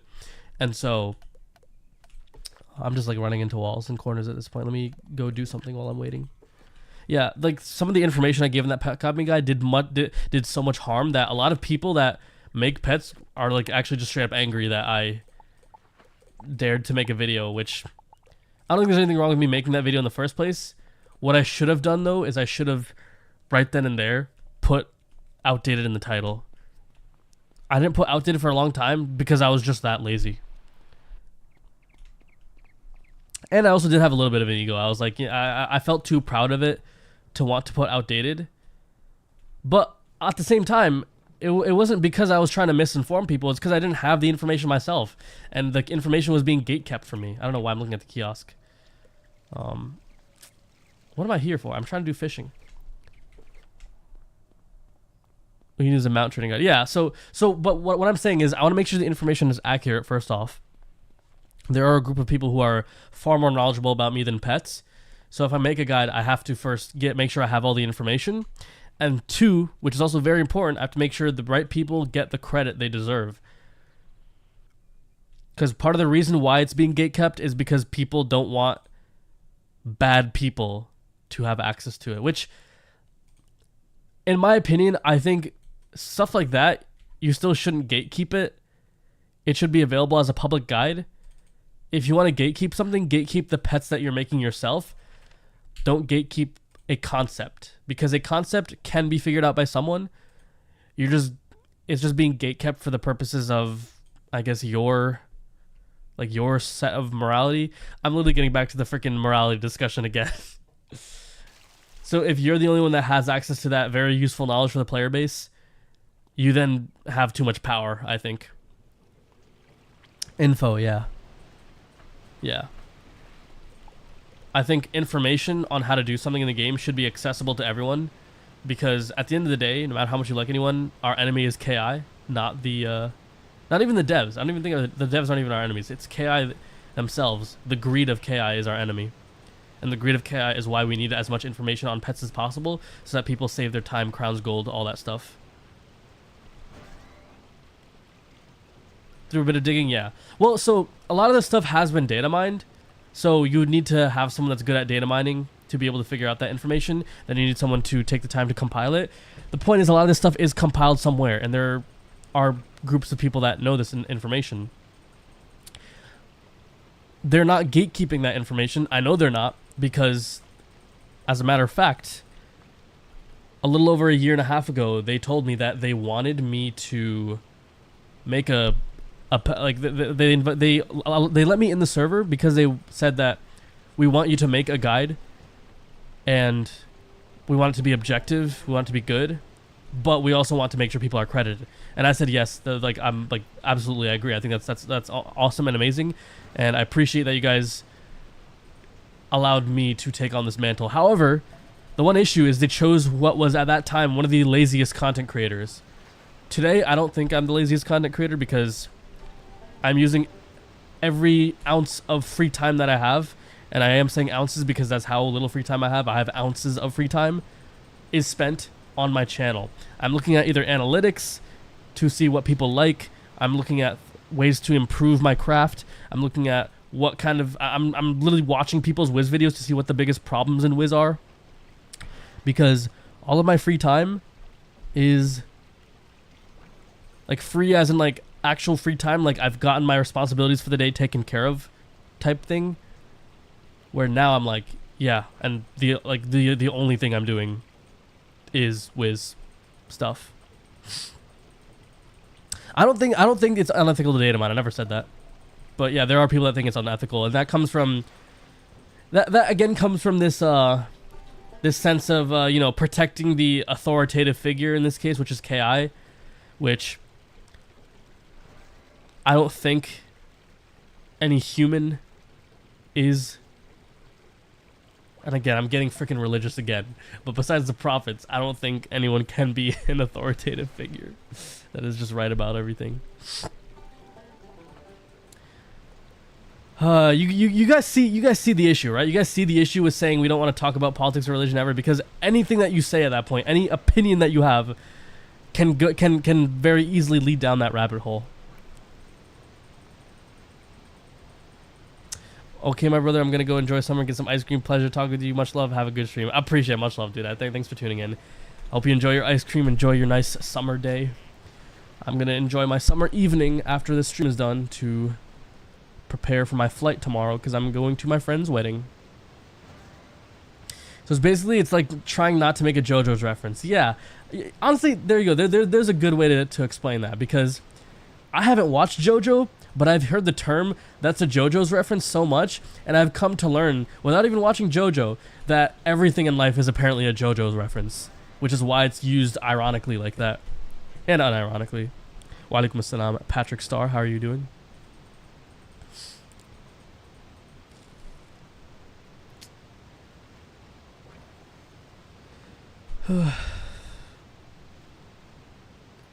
No, yeah, I'm not trying to. So the reason why I'm doing that, Ataraxis, is because I do want to be religious all the time. However, if I do that, I will alienate so much of my audience, because right now I'm at a point where there are definitely people that don't want to talk about religion all the time. That's just the world we live in, right? Until we get to that point, I don't want to alienate that audience, because then it becomes impossible.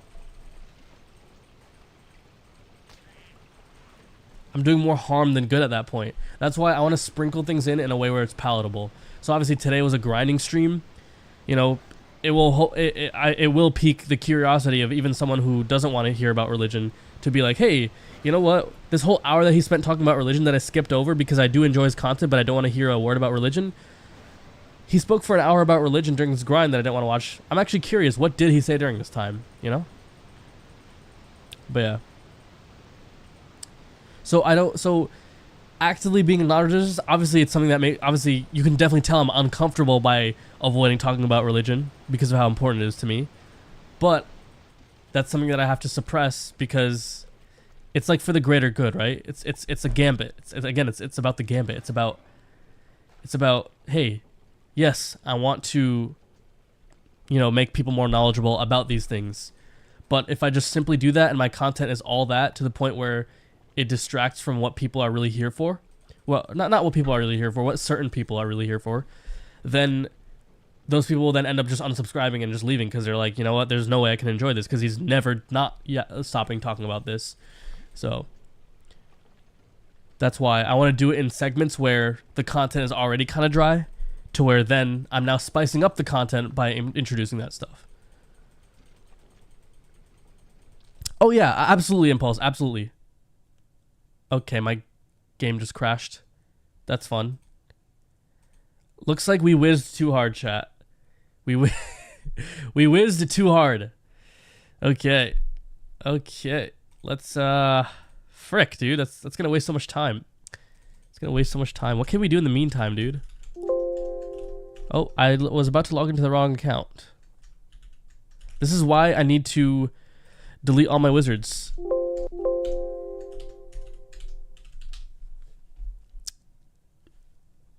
This is why I need to delete all of my wizards. Mercy, I feel like I know you from somewhere, like as in the OG days.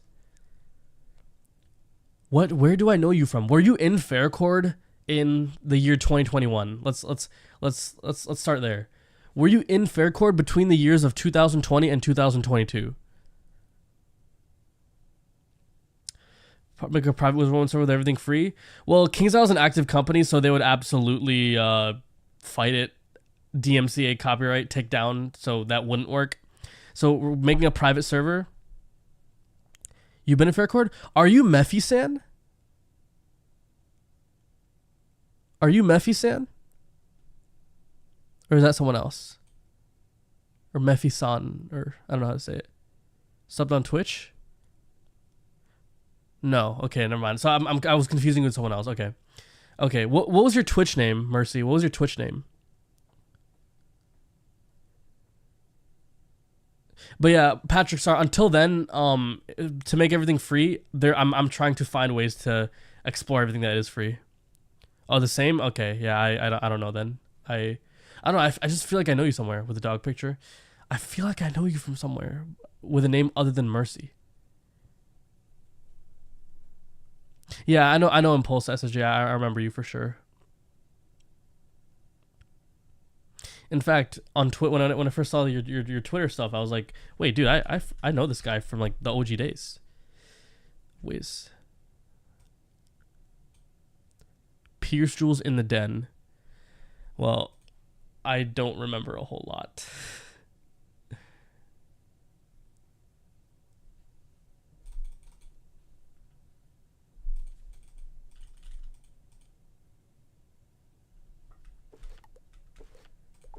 Okay.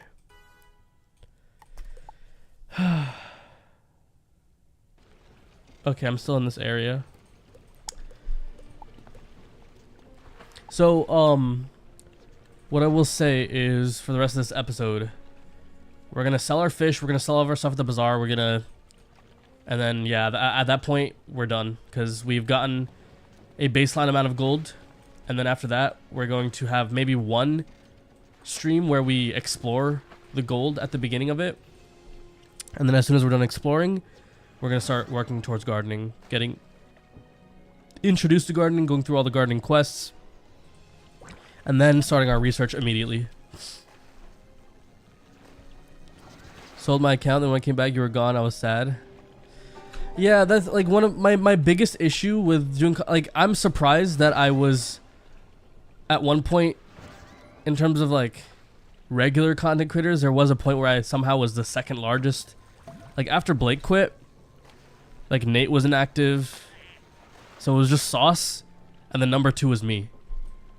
So the fact that I was number 2, despite being so inconsistent, like I know I said consistent, but consistently inconsistent, and that I was actively in the Wiz community making content, but I was doing it like sometimes I would go a month without making the video, sometimes I would take a whole semester off, sometimes I would take like 2 months off, not because I was taking, and I wasn't even taking time off, I just would spend so much time on a certain concept, and I would be or I'd be so lazy that, and the laziness stemmed from overwhelming myself. Part of it was, yeah, I was lazy, but I also didn't help myself. Like, even despite being lazy, I could have still made regular content if I just made lazy content. And I could have, because the budget walkthrough was lazy content. But I overwhelmed myself. When I took pauses from the budget walkthrough, a lot of it was because, not even because school, I used school as an excuse. School as an excuse was not an excuse because I would still have 2 hours a day to stream just the budget walkthrough alone. The problem was, I was trying to make guides without having a proper strategy to make those guides. I would spend a lot of times, I would mess a lot of things up, and now boom, I've spent 2 months trying to research this guide with nothing to show for it. I could literally show you guys this stuff too. I have like hundreds of gigabytes of content that I just have never made into a video because I've been just trying to make a video off of it because I would always rush into things without a plan. Now, I'm trying to keep things as simple as possible. I have this stream. Based on the stream that I'm doing, I have a specific goal that I'm trying to get. Based on that specific goal, I'm going to make a video. That specific video is going to have these specific plans that I'm going to follow, this step-by-step process, and also a strategy built around that process to where if this certain plan, this certain part of the strategy, if this certain part of that step-by-step process fails, if a certain part of that plan fails, here's how I can refocus and adjust to not just wasting time, you know? Blaze is kind of back. Well, yeah, no, I'm talking about back then. At the time, I was when I was number 2. At the time, Nate was inactive, indefinitely inactive. Blake had quit. Sauce was very active, but he was the largest. And below Sauce, there was no one actively making content. Everyone was either on indefinite leave or had just quit outright. And yeah, and I didn't like that time. I was really sad. Like I didn't like the fact that I was number 2. Because Blake's content was something that, like, literally after stream, I would just... Because I was doing so much PvE stuff, I didn't want to engage with PvP at all, because PvP is literally end-game content. That, like, for me, a way to enjoy PvP was through watching Blake. Because he just had this personality where no matter how bad things went, he could never find himself to ever insult anyone. He never insulted a player in a way to like demean them or make them feel bad. Like, yeah, he'll sometimes like roast someone, you know, like very like casual, like banter type stuff. But he is the only PvP content creator in history, in my opinion, to have this personality where he doesn't have any ill intent for anyone. He is trying to be good vibes, and not in a way where he's like toxic positivity either. Because there's certain people that will maliciously use good vibes to try to talk down others and be like, oh, it's for the sake of being good vibes. But no, Blake would always, he always just had like this like very positive like mentality and this positive mindset, and no matter how bad things, and also he will always try to like even if he is some, like there was one time where he did like Among Us stuff, and like we streamed together, and that was the first time drama was introduced to him because he did the, I guess he made the mistake of interacting with other content creators. And even when that happened, he was like, guys, like, work this out and like come on, like be chill. Like we're here to have good vibes and stuff. If you guys have issues, just like talk it out and stuff, and like don't insult each other. And he was just like a really positive person, and not like toxic positive. He was like genuinely like a very positive person. And he still is. He still is. I've talked to him off stream and stuff, and he's still like, that's just an innate characteristic of Blake as a person from my interactions with him. He genuinely off stream is that way too. I can't say that about a single other person in the Wiz community, except for the people that are like, you know, close friends of mine. But Blake is like just he's just a good person. And I was really sad. I'm still sad that he's not part of the community anymore. And yes, I'm not like upset in any way at him. He made a very mature choice to do that. He made the best choice. He made a choice that, frankly, a lot of other content creators need to make, in my opinion. It's a choice that I myself made too. I was lucky enough to, within a year, have everything solved. I found my, I got married, the best decision of my life. But that's not it. Like, once you get married, you have a lot of responsibilities. So now I have to find a way to meet my responsibilities. And until she gets here, I need to work. And so I took a whole year off. I took more than a year off trying to find a job, trying to secure that job. And now I'm at that point where I did that. Now it's like, yes, okay. I did the things, the reasons why someone should quit Wiz, and why, frankly, a lot of people need to quit Wiz. Now that I've done that and achieved those things, now I have some time to kill. Now there's some other things that I need to do. There's some other things that I want to do. Now let me get to a point. Now let me go back to the content and try to help others, you know? That's what I'm trying to do. And unfortunately, I don't have the personality of Blake to be as, you know, as like cool, calm, collected. So, you know, I'm not as effective as he could be. But yeah, I don't know. I hope there is a day where he is able to return in a way that doesn't have to be a net negative for him, you know? So, yeah.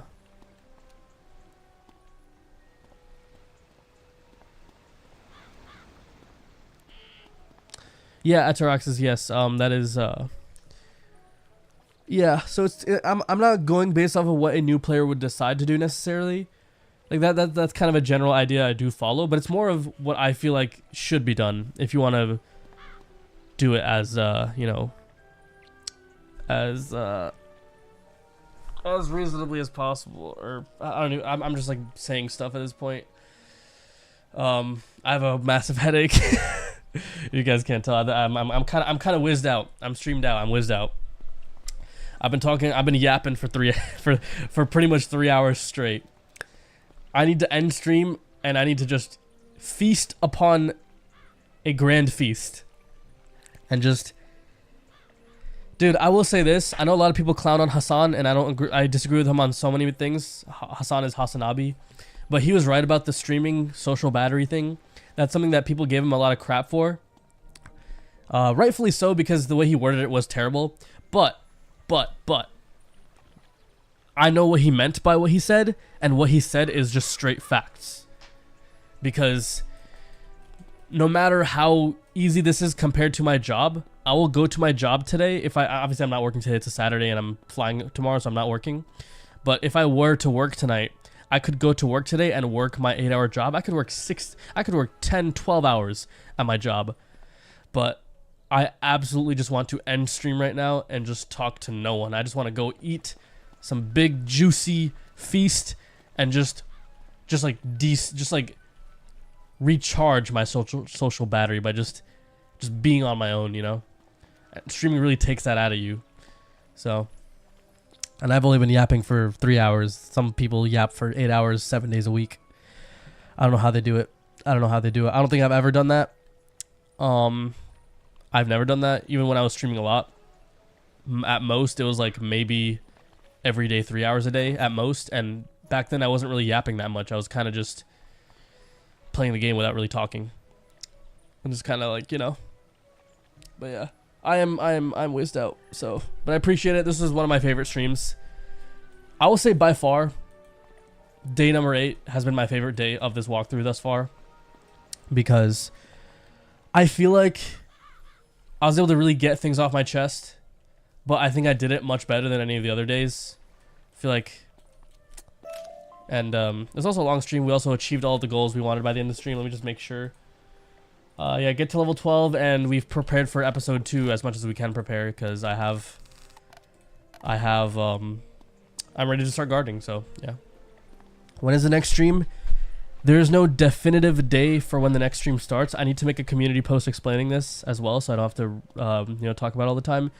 But the next stream is first off going to be on the new schedule, but it won't be until I've announced the specific start date, because that start date won't happen until after going through my free time. I'm able to first, I'm holding myself accountable this time. That's one issue that I had before with my content. I wouldn't hold myself accountable. I need to hold myself accountable to where I cannot stream again for this series until I have made the season 1 video and the early XP grind guide, or at least have like some sort of like idea behind the early XP grind guide. At this point, we're done with XP stuff for a while in this series, so I really need to get this buttoned down and make this XP grind guide, especially since we have potential knowledge that I would like to get to first. XP grind video. So season 1 video and the XP grind video. Those 2 videos will be posted, edited, posted on my channel, everything the way I want to make them. Once that happens, there's, unless I want to make a separate video on deleting all my characters, maybe that's 3 videos, but that depends on other factors too that I can't determine today. But at least those 2 videos, I will not start season 2 until at least those 2 videos are up, and then depending on how I feel about the 3rd video. So that is the plan going forward. Notice how I said this series, I may still stream on certain days where if I'm like so tired from work where I just want to like chill out and I just want to like just play a video game. I just have the free time to do it, but I just need to like de-stress. Sometimes those days do occasionally happen. I did do one of those kinds of streams, and that was a stream where I just kind of, I was going to play Wiz in some CSGO or CS2, but I just started like yapping about politics, which again still worked for me. Like I enjoyed that. It was a way to just like de-stress. But yeah, other than that, no streams. And those de-stress streams are not scheduled either. Those just happen on a whim, like whenever I want to. And I end up unlisting them because they're just kind of whatever streams. So yeah, you got COVID. Hope you feel better, Impulse. But yeah, once again, chat. Appreciate all the support with this series thus far. This is what the ICE walkthrough was meant to be. A place where I can openly talk about stuff. It's just, I had to put it on pause because so many things were happening at the time. And unfortunately, I've played Wiz in a way where I bought memberships. And because I don't want to give Kaya another penny. Because I bought memberships, because I decided to follow through with this subscription-based model world we live in, instead of just buying the zones outright, I have now severely limited myself to the content I can make until I decide to go absolutely grind mode for 2 weeks. But I'm having fun with this series. We're going to stick with it. So, anyways, thank you all so much for watching. Much love. Stay safe out there wherever you are. Have fun.